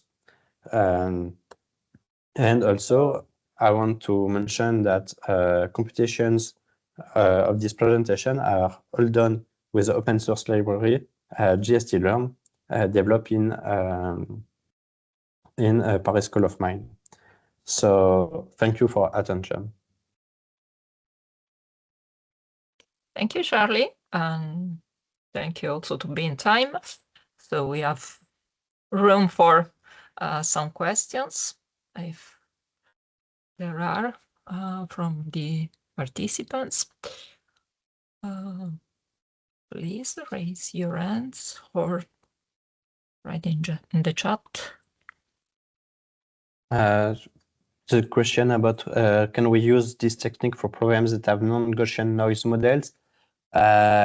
This is not direct because there is an assumption. There is a Gaussian noise model that allows to have a Gaussian random field at the end. So if we have no Gaussian noise, the combination between two variable, one Gaussian and one not Gaussian, the noise is more difficult. So it could be possible, but not. It requires some.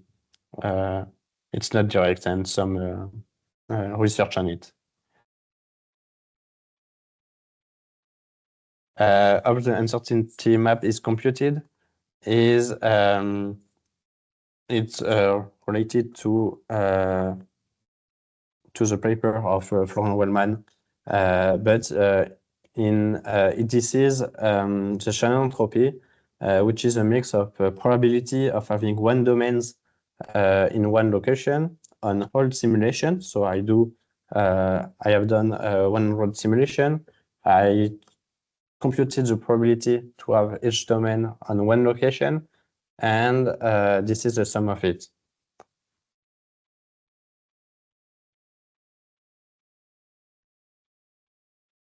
Thank you. Any other question? Yes.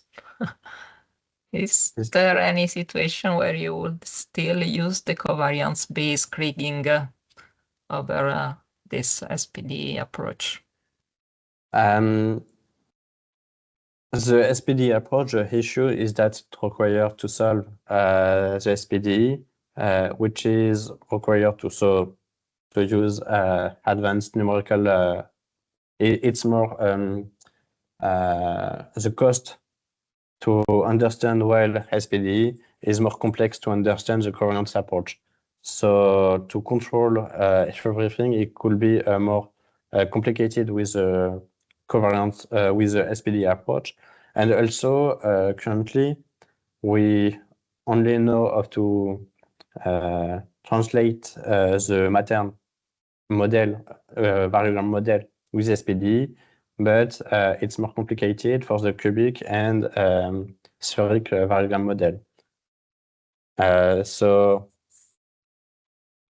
currently the SPDE approach is quite new compared to all the geostatistics.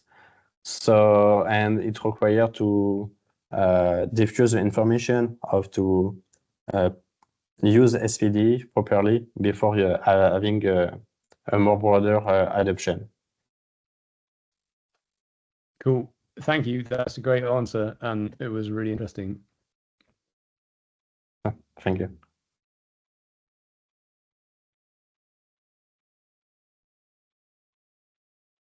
Okay.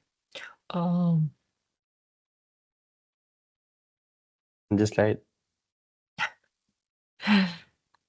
There is a small bump on the red orange horizon, the false hanging wall. It is just a coincidence, or the red and orange here.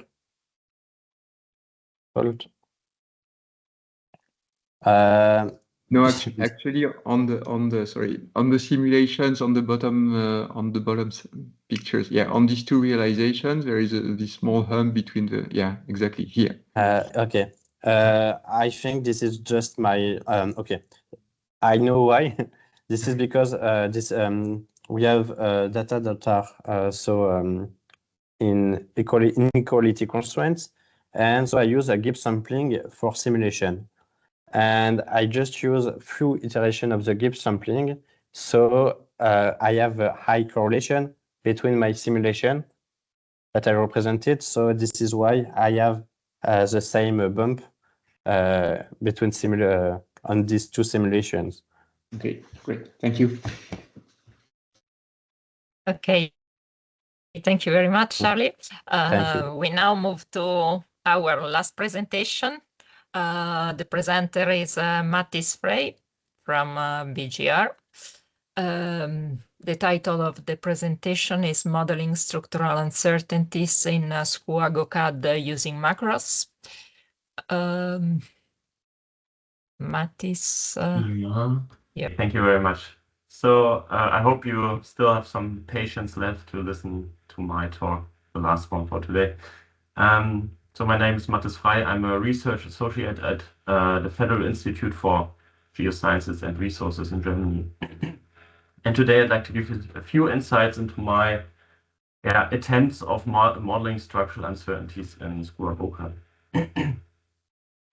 Geological uncertainties have been subject to a lot of research over the last maybe 3 decades. And I have to say that I was really impressed by the talks today that showed or demonstrated that our community is still very active on this topic.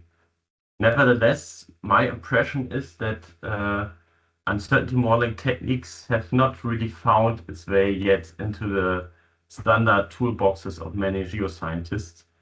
And one possible explanation for this may be that some of these methods seem a bit too complex or overcomplicated, even though that might be a wrong impression, but I think it's still the impression for many people. And my belief is that in order to address a larger user base, we need to provide maybe rather simple methods than overcomplicated ones. And this is part of what I'm trying to achieve. And I would also like to satisfy a number of aspects. First of all, I'm using established variogram-based methods. So I'm not trying to reinvent the wheel, but use what is there.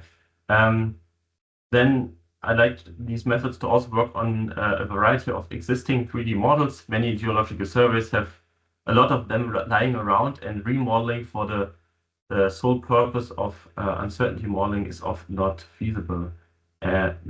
Uncertainty modeling method should also offer enough flexibility to be adaptable to different questions and geological settings. And lastly, they should run in SKUA-GOCAD. What I'm developing should run in SKUA-GOCAD because most of the 16 geological surveys in Germany, as well as we at BGR, are using SKUA-GOCAD. And so it would be quite practical if it's in one software solution. There are already some implication, or not implication, some possibilities in SKUA-GOCAD for uncertainty modeling, but they usually require for example, a structural model from a different workflow which is implemented, and this is often a problem in itself, and I think it's still worth to look at the alternatives. Let's take a quick look at what kinds of uncertainties I'm considering here. We had a long discussion on this already this morning, and I think there's still some debate on how to properly classify this, but I will, for simplicity, refer to the work of Wellman et al., who differentiated 3 types of uncertainties: the uncertainties of raw data, the uncertainties of interpolation and extrapolation, and conceptual uncertainties. The last type is notoriously difficult to quantify because basically requires you to test a huge number of, let's say, configurations of the model geometries, which I'm not doing here. I'm only looking at the type 1 and type 2 uncertainties. Now, depending on your target structure and its complexity and geometry, different approaches may be necessary to tackle uncertainties. And in the following, I'd like to show 3 different cases and 3 different approaches which I have been working on, whereas gently dipping surfaces without any multiple Z values, as illustrated by the figure on the right, are the most simple cases. On this slide, the general modeling workflow is illustrated, which I'd like to show to you in some detail. At first, we need, of course, input data, which describe the depth of our target surface. Typically, this would be seismic interpretations or well markers, but you can basically use anything which describes the depth. Then some preparation work is necessary. And let me quickly activate the laser pointer. Some preparation work is necessary. First of all, we need some kind of simulation basis. This can be from an existing structural model, but it can also be a flat surface because the initial depth really doesn't have any effect on the result, which is quite reassuring, I think.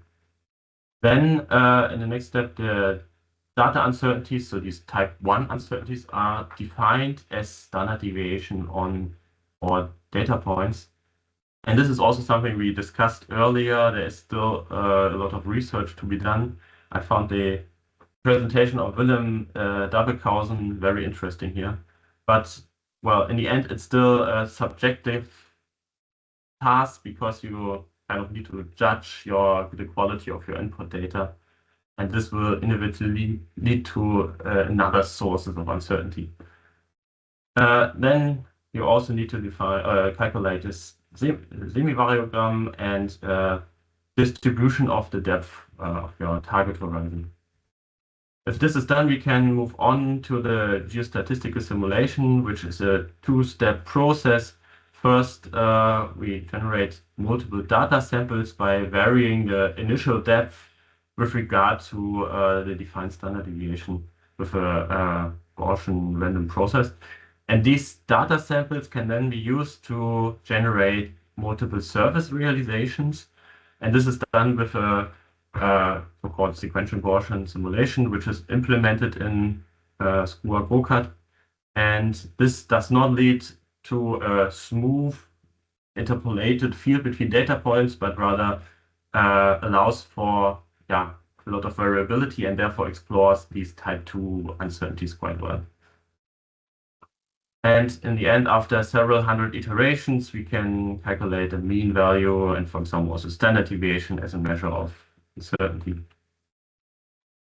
Now, I mentioned that this is implemented as a macro in SKUA-GOCAD, and if you press start on this macro, this window here appears, and first of all, some general information are given and where you can do some additional reading, and then you are guided through the selection of the necessary data and information.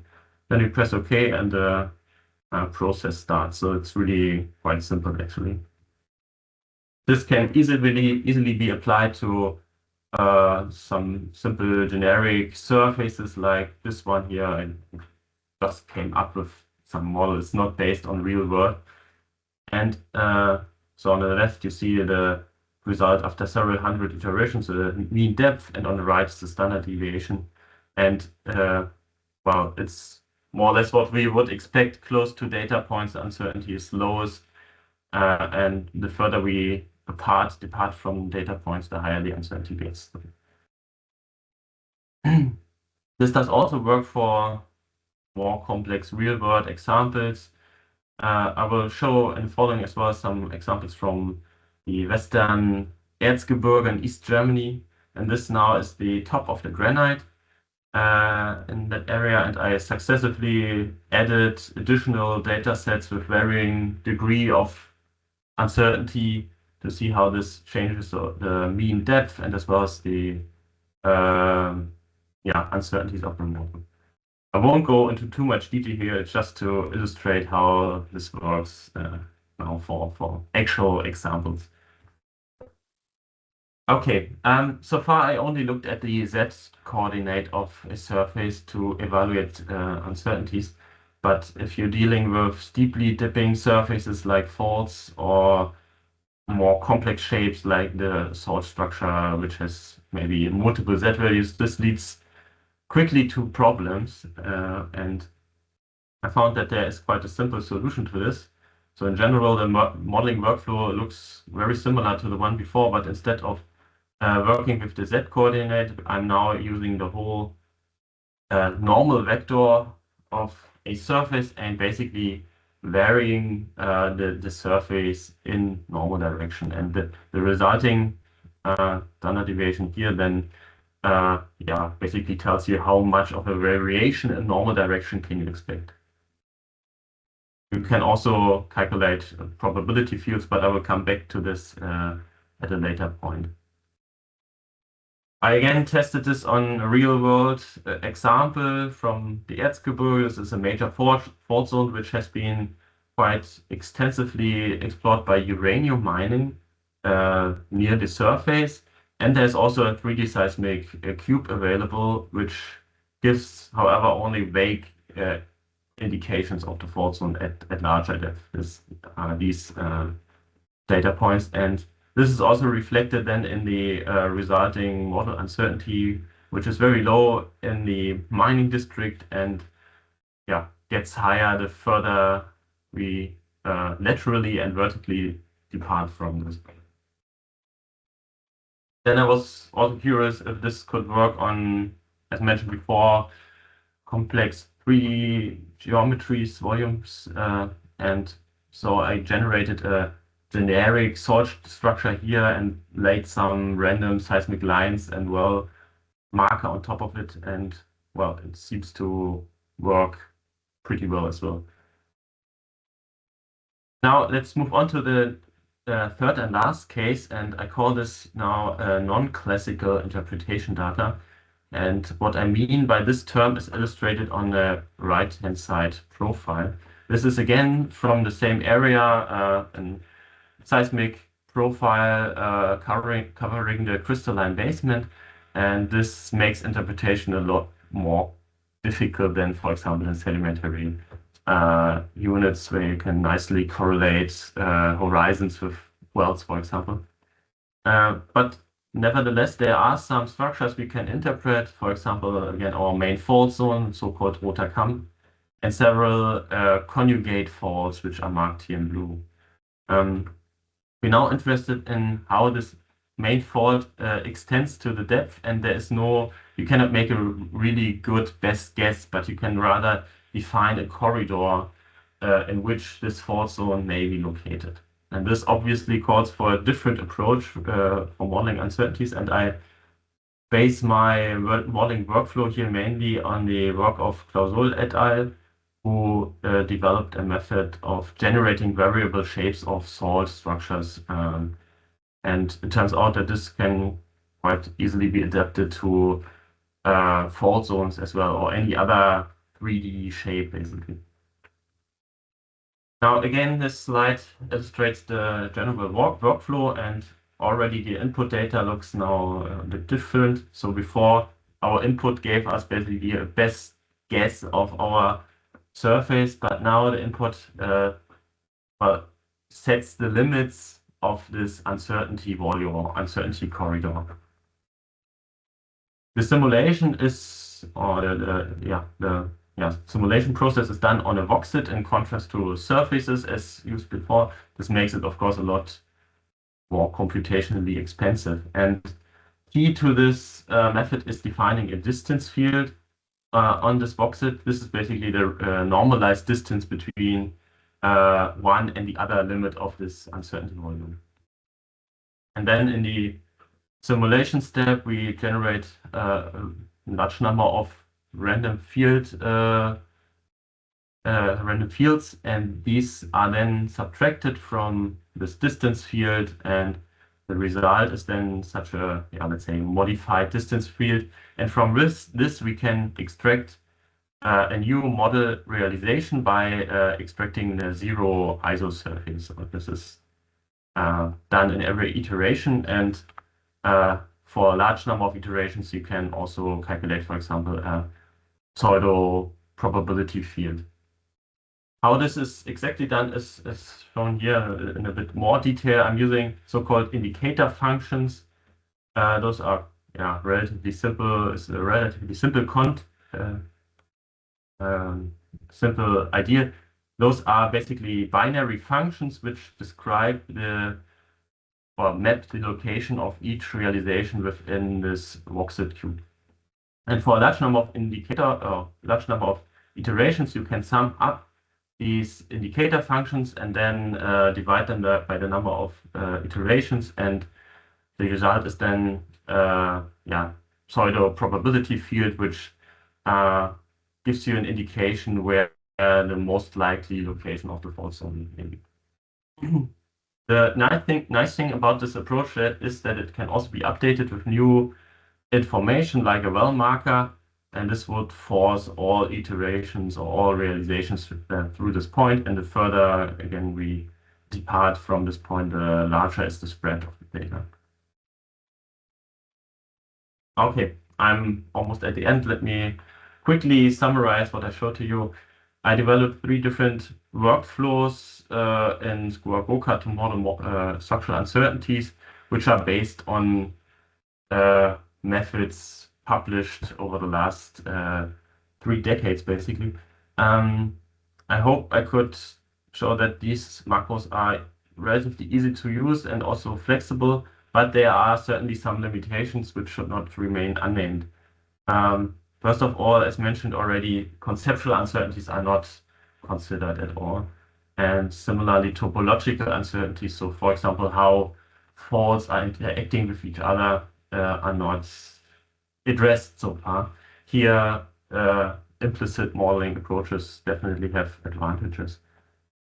And finally, lastly, I only looked at singular surfaces so far, but if you think, for example, of a sedimentary basin, horizons definitely have relationships, for example, through thickness, and this also affects model uncertainties, certainly. And this is something I'm currently looking at, and this day gave me also a lot of inspiration how to tackle this, so maybe it's something I will show you next year. Thanks a lot, and I'm looking for questions. Thank you. Thank you, Mattis. Very interesting presentation. Your introduction, in my opinion, is quite important also for the further discussion at the end of the session. But if there are some specific questions for Mattis, please raise your hand or write in the chat.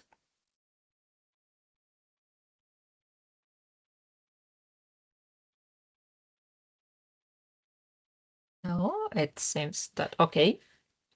What about glacial deposits? You investigated also glacial deposits? I haven't investigated yet glacial deposits, but if you have a surface and data describing the surface, you can also apply these methods on glacial deposits, certainly.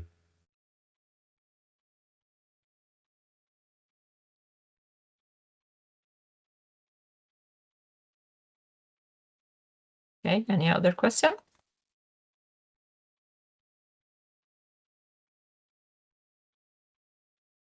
No? Okay, thank you. Thank you, Mattis. Thank you to all the presenters. We now move to the final discussion. We have time for discuss about several of the topics that have been presented by the speakers. In this methods and tools session, we have explored the example on how uncertainties can be handled in geological modeling workflows. And okay, today in session 1 this morning, we highlighted data interpretation and modeling methods as the main sources of uncertainty. We discussed about limits, geological boundaries and properties, and different purposes of our 3D geological models. Now we have seen different approaches to calculate and quantify these uncertainties, more in practice and based on different approaches, methods, and tools. If we look at the results of a Mentimeter session, it's interesting to see that we know different methods and tools, but we use them in a more limited way because difficulty to build and manage multiple models from same data set and also the time-consuming activity. So I would like to open the floor for comments, question, or additional perspective from you about these methods and tools. If you have any suggestion, any comments, any additional question for the speakers, but also for the general discussion, please feel free to raise your hand or write something in the chat.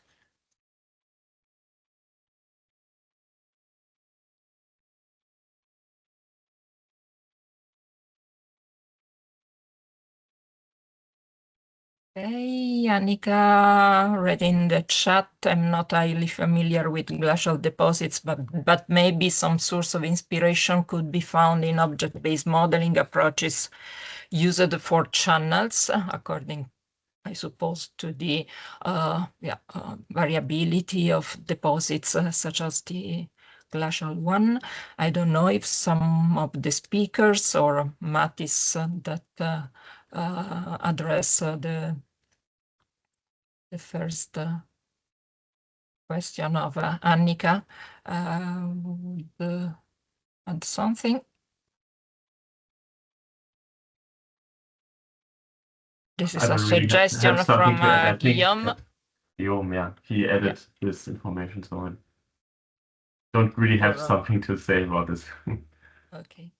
Or if Guillaume, you want to add something to better address the Annika question? Yeah, I mean, it's just a suggestion. As I mentioned, I'm really not an expert in glacial deposits, but I know quite a bit of work that has been done in a parametric shape with lines that are simulated with some correlations to simulate how the channels, the depositional, the river channels evolve through time and generate associated sedimentary bodies. And so that could be a possible framework. I mean, obviously this should be adapted to glacial deposits because there is erosion and there is the moraines and many other associated geomorphic bodies. But that could be one way to address this. If the data density is relatively sparse with regard to the complexity of the shape that you want to model. And I think this is where there's a big question in general is, what is the size of a feature that you want to model with regard to the density of the data that you have? And depending on the answer to that question, the method or the solution may be quite different. Do you know someone that already tested this approach for glacial deposits? I think I've seen some work by Philippe Renard. I don't know if it was glacial deposits or if it was just, but Philippe Renard in Neuchâtel, he had a paper on, was it glacial till deposits or, let me think. I've also seen there's an old paper using a transition probability geostatistics by guys at a national lab in the US, but this is more pixel based. So, and I wonder if I haven't seen anything done in Denmark about this, but I can't remember the name. I can dig it out. Okay. It doesn't matter. It was just a suggestion for Annika. Okay. So if you are some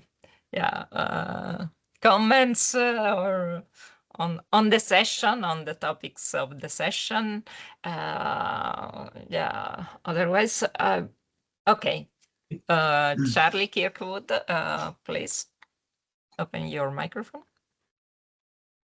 Hi, hi, me again. I don't want to stop you from saying whatever you're about to say, though. But okay, I just had a thought, I guess, reflecting on what Mattis said at the start of his presentation, that he didn't want to be reinventing the wheel, and he wants a solution that's simple and usable, basically, which I think, yeah, a lot of people would agree with that.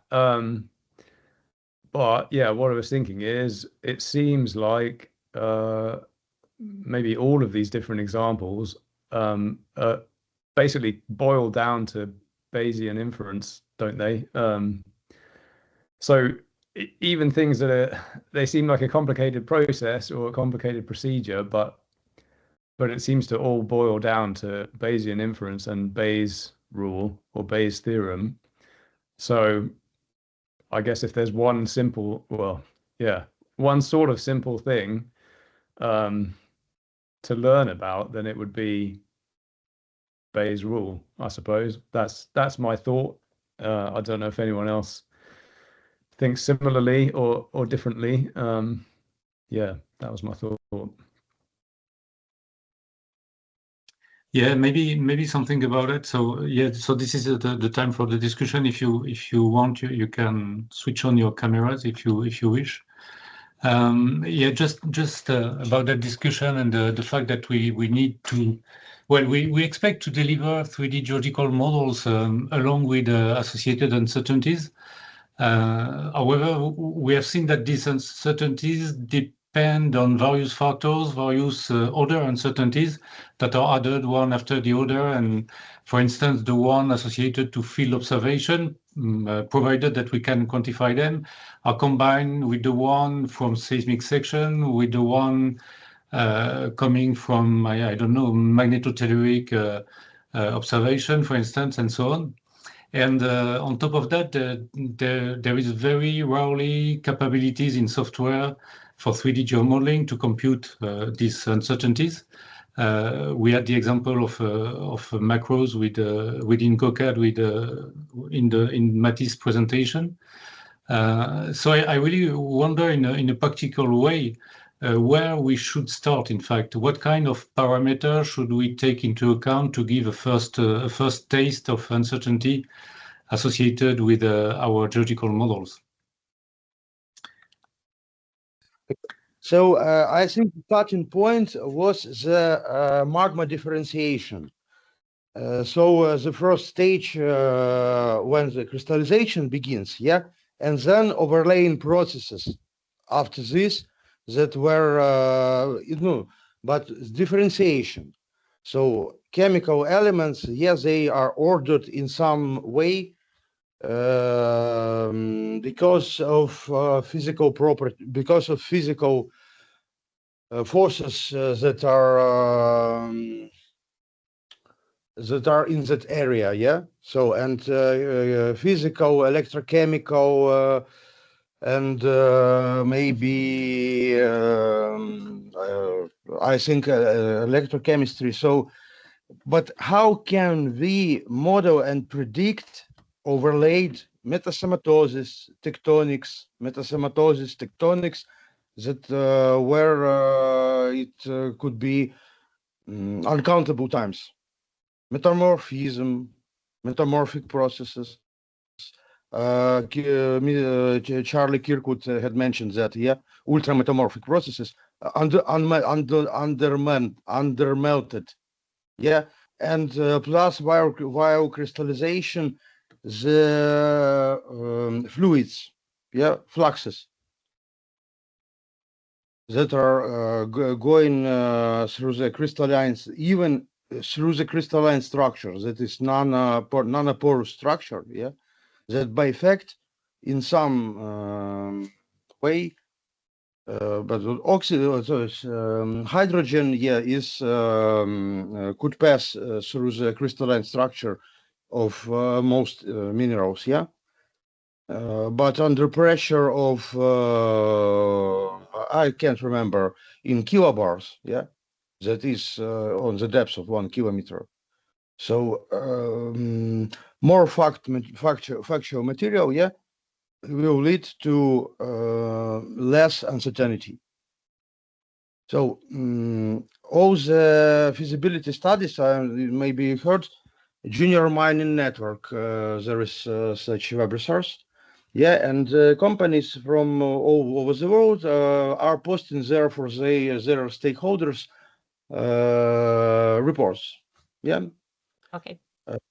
They operate only with factual material. Oh, this prediction, it's a forward-looking statement. It is. It could be or could be not. That is the question.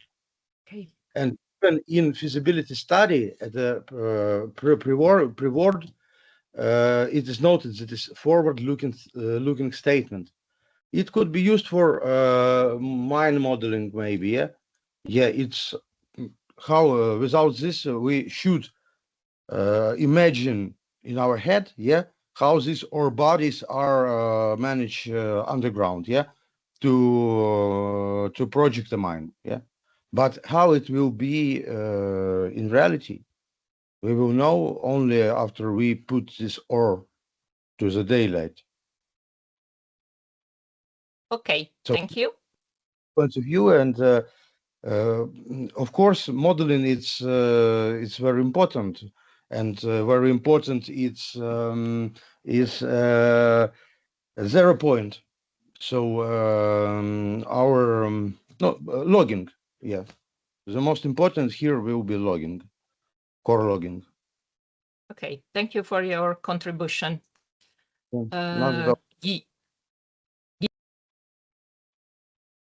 Yeah.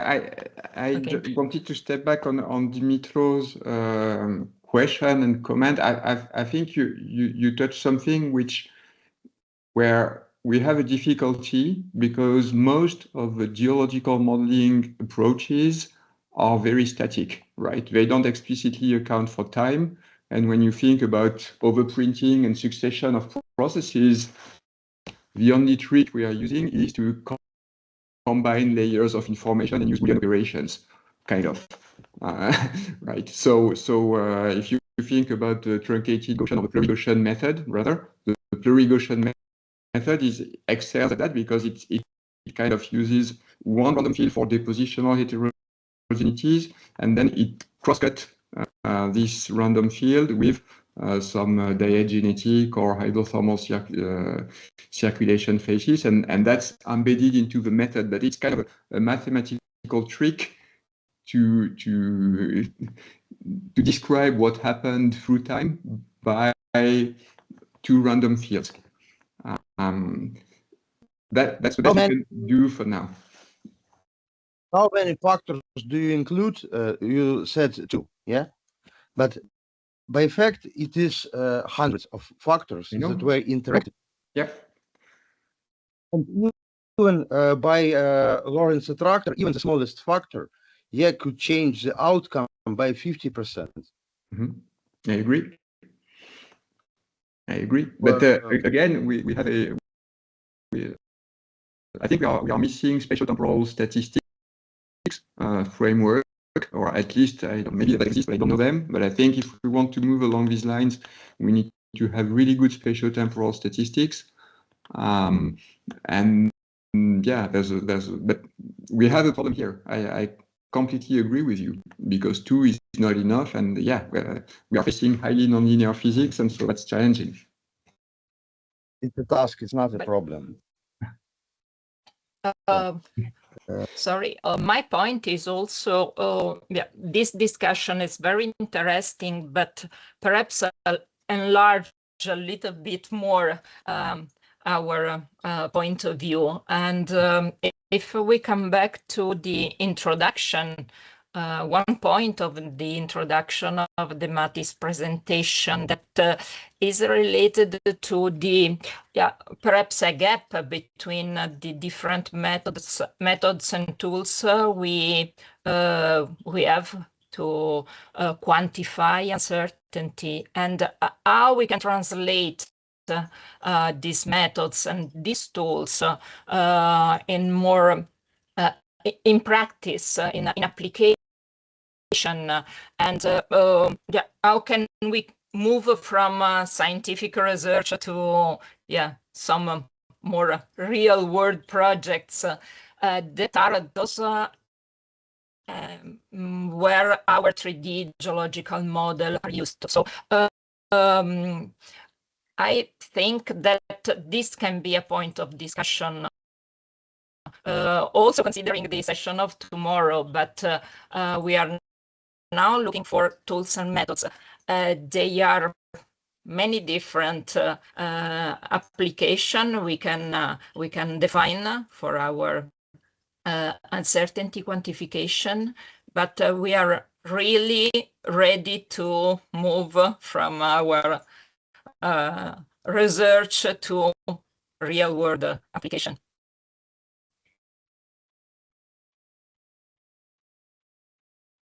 Do you have any experience on that?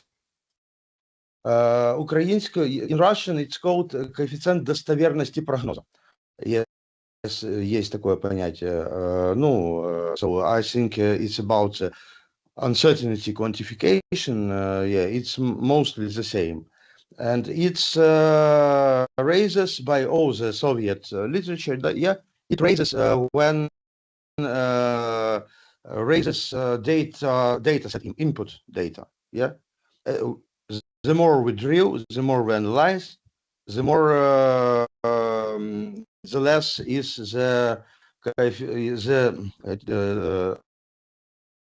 higher is this coefficient of prognosis. Prediction prognosis.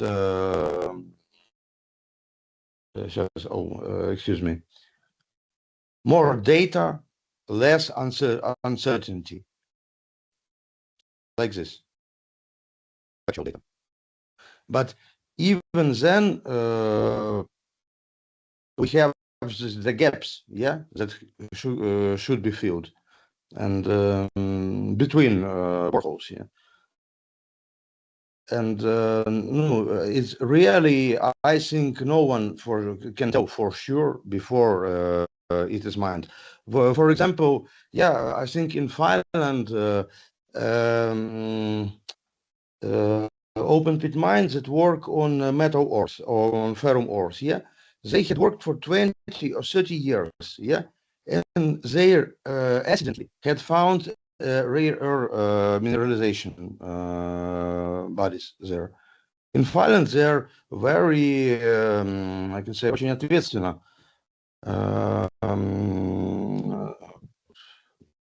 They are very precise in drilling, in analyzing, in everything. Yeah, their geological survey. And there are surprises on the working object, where the drilling for resources, for resource наращивание запасов, сейчас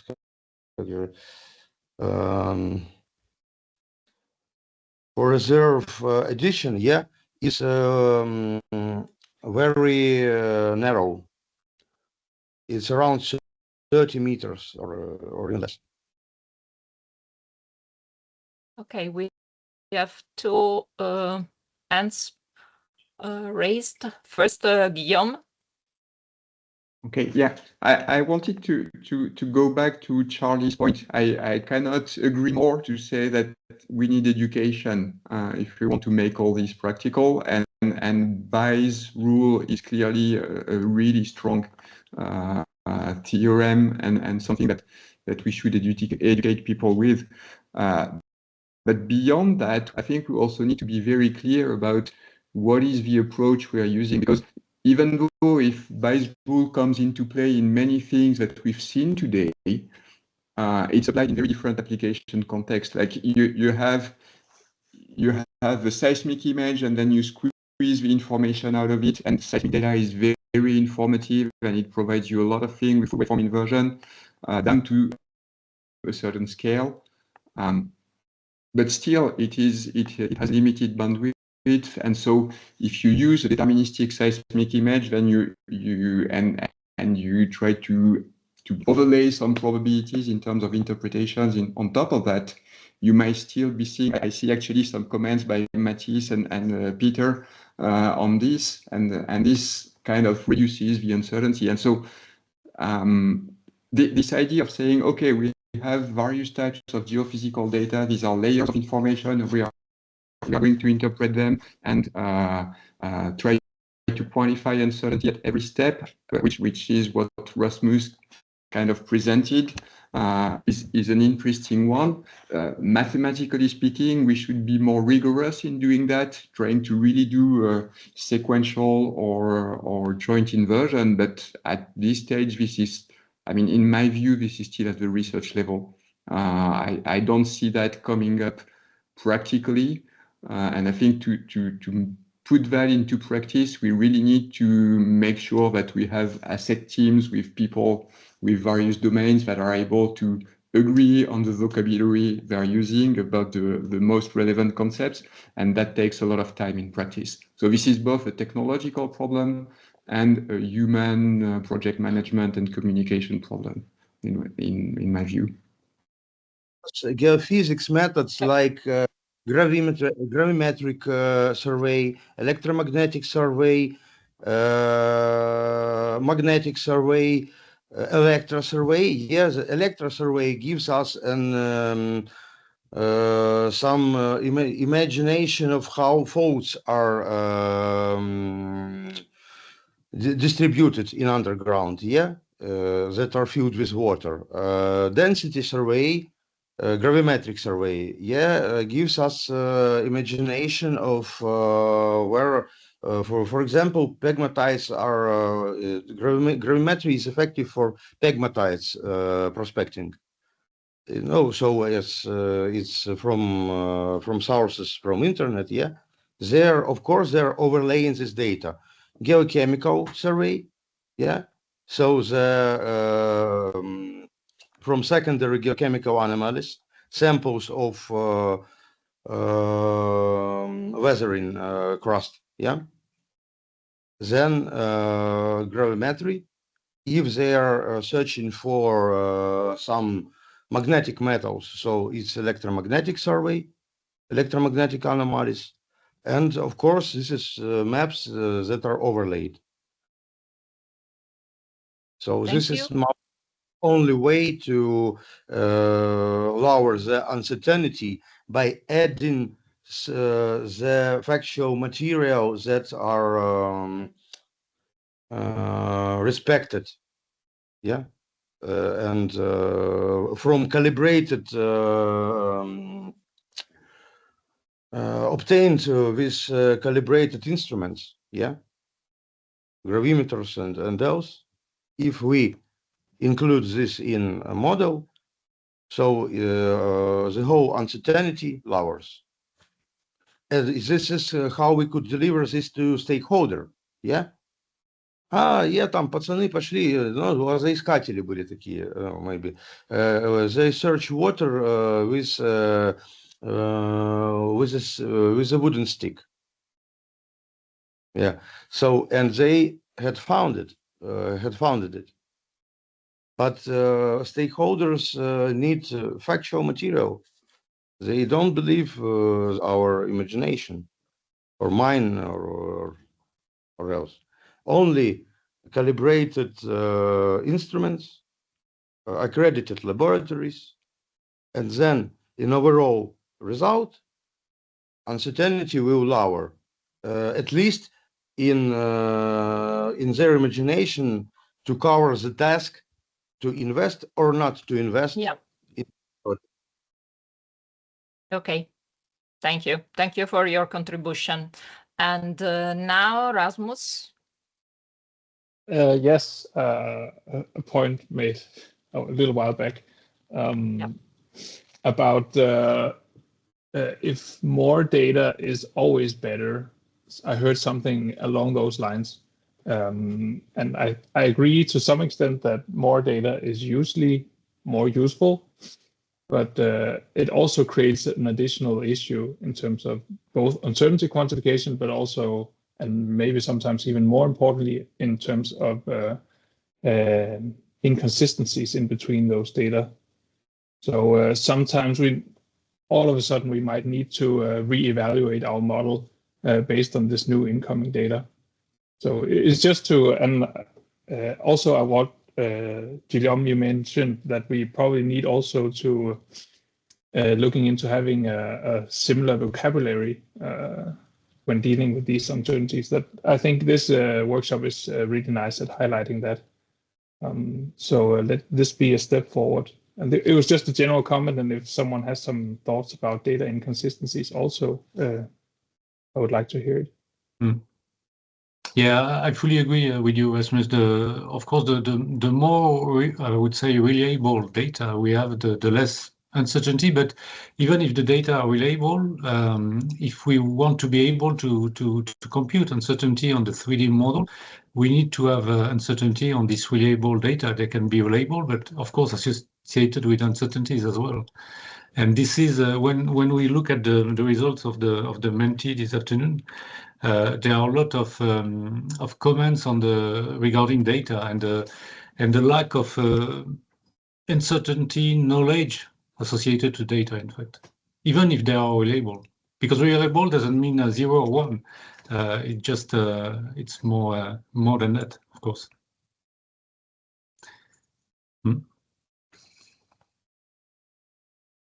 Yeah, maybe in some extreme cases, sorry. Actually, not knowing your data uncertainty renders the data more or less unuseful. So, say I don't know. Can I think of anything? If I say it's raining tomorrow, if I cannot give you an answer on how probable my answer is, then maybe that's not really relevant information at all. Yeah. So I think we should, as a community, have even more focus on data uncertainty, also on a collection stage. If we somehow have a means of I don't know, not enforcing, but making people aware that if you can somehow come up with quantified uncertainties during measurements for different instruments, that will be very useful. Yeah. Maybe we should. And sorry, Mitro, there are some other people already registered to Probability. say something. Not... So Peter, first one, and then Charlie. Then maybe Mitro. Yeah. Maybe mentioning something obvious here, as labels were mentioned already. I think there should be a catalog of labels which are commonly used across Europe, at least across Europe, which then makes it easier to identify things like uncertainty according to it. I think we saw it in one of the talks where even within a country, you suddenly have these map edges in the models. So, and this is, I think, a lot more difficult across Europe, across national boundaries, national borders. On top, I would like to comment also on Guillaume's communication comment. I think it's always a question, to whom are we talking? Uncertainty. So it's obvious comments, I know, but we need to tailor our arguments. Do we speak to the public? Do we speak to a company? Do we speak to some government? It's very different. Yeah. Yeah, you're right, and we will investigate that tomorrow for the two next session. But it's a very important question. Yeah. So we have a comment from Charlie.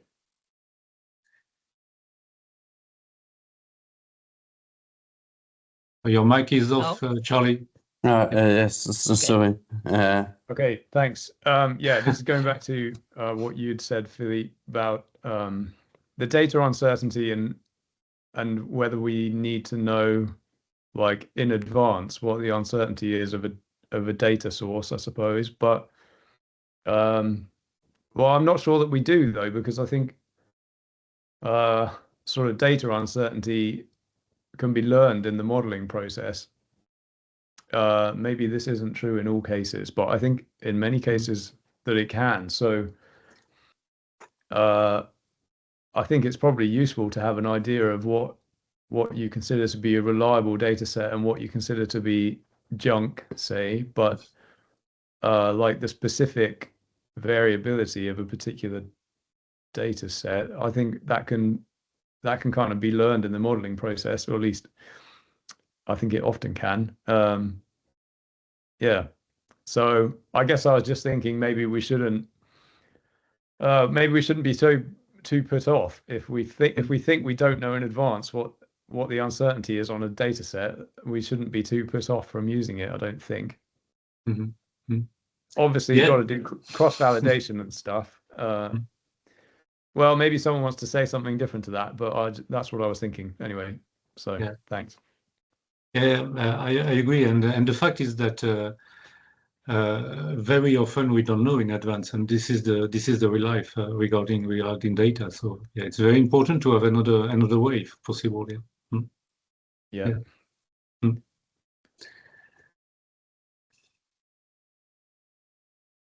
Any other question, comments?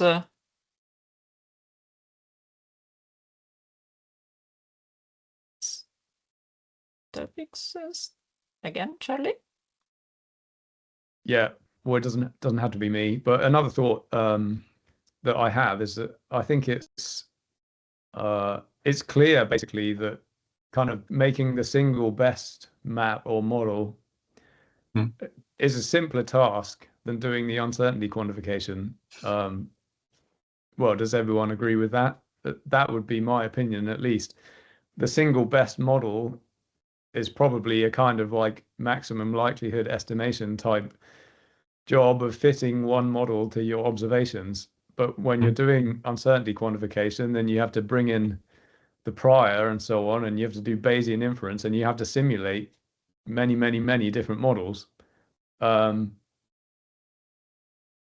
So maybe on the road to, I guess, complete uncertainty quantification in geological models, a good first step would be, I guess, single best geological models, but with a calculated likelihood. That would be the starting point, I think, for then going into Bayesian inference and then simulating, many more models. Yeah, so that's another thought that I have. And of course, like to do the Bayesian inference part and the uncertainty quantification, there's no way that can be done with the kind of most traditional approach of sort of drawing boundaries and things by hand. I think it just becomes impossible. So we have to embrace computational, like fully computational modeling and mapping, I think. And that's a big shift as well, potentially. Thanks. That's what I wanted to say. Okay, yeah, I leave the floor to Stephen, and perhaps then we'll move to the end of the session. Okay, I'll be quick. I'm responding to Charlie, really. Ideally, we would create multiple models, but it's just expensive. So in the oil industry, which use these models to make multi-million-dollar decisions, what they tend to do is make a single model, the best model, which Charlie says. And then as new data arrives, they don't quantify the uncertainty in the new location based on the new data. They just incorporate it and rebuild the model. And eventually you get to a point where the new data doesn't fit, and then there's a paradigm shift and you have to change your structural interpretation. So the whole concept of uncertainty modeling is just too expensive. And that's the reason why it isn't done. So you have to ask yourself what the value of uncertainty quantification actually is. Because in reality, what we're saying is where we've got data, we can quantify the uncertainty because we know the process involved in seismic or wellbore and things like that. And away from the hard data, we really don't know what's happening. And we make lots of stochastic models and things like that and pretend that we're quantifying the uncertainty. And in fact, all we're doing is making ourselves feel good And at the same time, it's not clear whether there is any value to the quantification of uncertainty in the first place, because it depends on the decision that we're trying to make. And if you look at like the field of economics, we have a concept of value, which we use to measure things, but economists don't always use that because they use the concept of utility, which is how much something is worth to somebody. And so in the uncertainty field, measuring the uncertainty is equivalent to measuring the value. And what we really want to do is we want to measure the utility of not knowing at particular locations, not knowing what the structure is, not knowing what the parameter values are. And if we focused on the utility of not knowing rather than arbitrarily trying to quantify the uncertainty based upon our knowledge of the parameter that we're modeling, then we may actually find ourselves doing something more useful. Well, the pigeon, at least in Hebrew, it's the same. Yeah, thank you, Stefan. And it's fully aligned with what we discussed. I think it was this morning that we need to tailor the lack of knowledge on uncertainty depending on the application and what we really want to do. In fact, Yeah, I mean, this is a major point, in my opinion. We can discuss a lot about the methods and the value of the time we spend for the quantifying uncertainties, but it depends on the purpose of the model we built and the stakeholders we are working with. So, in my opinion, we can define only one solution good for all. Yeah. Charlie and Guillaume, I suppose, and thanks. Yeah, well, coming back to Stephen, yeah, well, it's really interesting to hear that about the modeling in the oil and gas industry. I just think there must be examples of where really expensive mistakes have been made due to just having this single best model. There must be. I don't know. Like, so, I mean, the thing that came to my head is this: we had this hurricane in 1987 that failed to be forecast because back then weather forecasts only gave a single best prediction of the future weather, and this hurricane wasn't meant to hit the UK, and then it did. And nowadays, you know, the weather forecast is all ensemble modeling, so we have this kind of spread of what the situation might be. And that's much better for planning, you know, to mitigate disasters and everything else. Yeah, and then the point about cost. I think the cost is probably going down hugely every year for doing uncertainty quantification, basically, because I think it's maybe it might have used to be more of a manual task, but I think it's increasingly purely a computational problem once you've set up the framework. So maybe we're moving into a period where, okay, the challenge is to formalize what we want to do in a computational framework, but then running the computers is not that expensive, or at least it's becoming less so, I think. Anyway, Philippe, thanks. we have 5 minutes more. Well, we can conclude after Guillaume and Stefan. Exactly. Yeah, okay. yeah. Okay. Let's We do have that. time for the yeah. for Guillaume and Stefan. Yeah.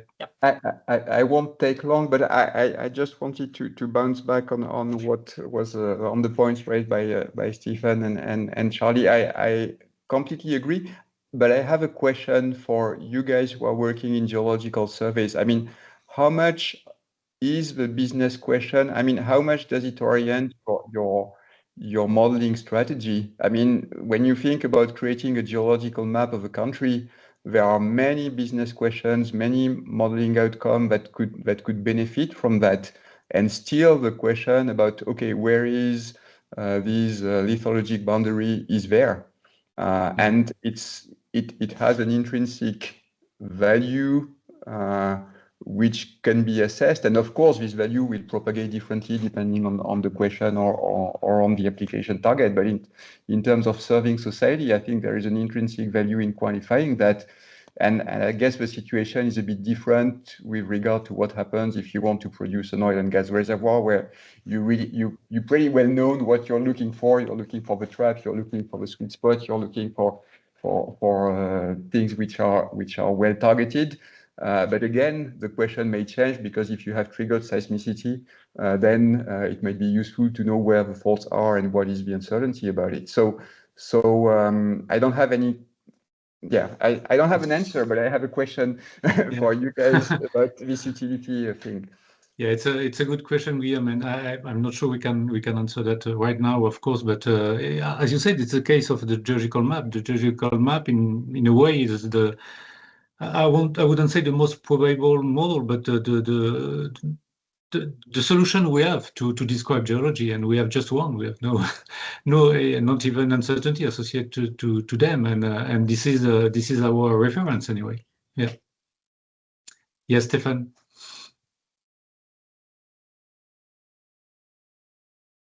Okay, so getting back to Charlie, yeah. Oil companies do make mistakes, big mistakes. Exploration drilling success rate runs at about 10%, which means that only 1 in 10 well actually is commercially viable. Offshore wells cost anything from 50. It's expensive. Your example of weather wasn't a good example, because the UK's biggest computer is at the weather centre.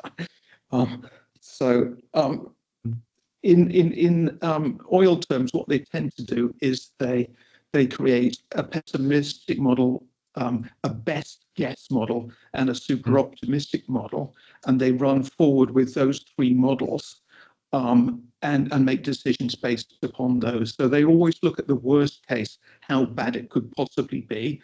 They look at the upside as well, and they use those 3 models in general. This is what most companies do. And that seems sort of reasonable, and it works for them. It's within the cost window anyway. Yeah, interesting to know. Well, I suppose that does make sense, given that they've got one specific goal. They don't need to consider, any uncertainty that doesn't relate to finding oil, I suppose. Whereas the Geological Survey ideally wants to cater for all of the uncertainty that any end user might be interested in. So there would be no way of having three models for a geological survey. Wouldn't make sense, at least I don't think. But thanks. Okay. Thank you. Yeah. Thank you. Thank you to all the participants and speakers for the discussion. It's a very long day. This is the second of 4th session, so we have still another day of workshop tomorrow. So thank you to all. I leave the floor to Philippe, perhaps to invite you. Thank you very much, Chiara, for chairing this afternoon. So maybe I keep for now. I keep the fact that maybe the most probable model is better than having several models and so on. But even the most probable, it could be interesting to know how probable is it in some places. But it's we will continue the discussion afterwards. So tomorrow morning, the session number 3 will be dedicated to case studies, and we will see practical example and so on, especially from geological surveys. So tomorrow morning at 9 Central Europe time. And I think that's all for now. Thank you, Daniel, for the Menti, and we will continue with these interludes as well tomorrow. Thank you again, and see you tomorrow. I hope to see you with us. Bye bye. See you. Bye.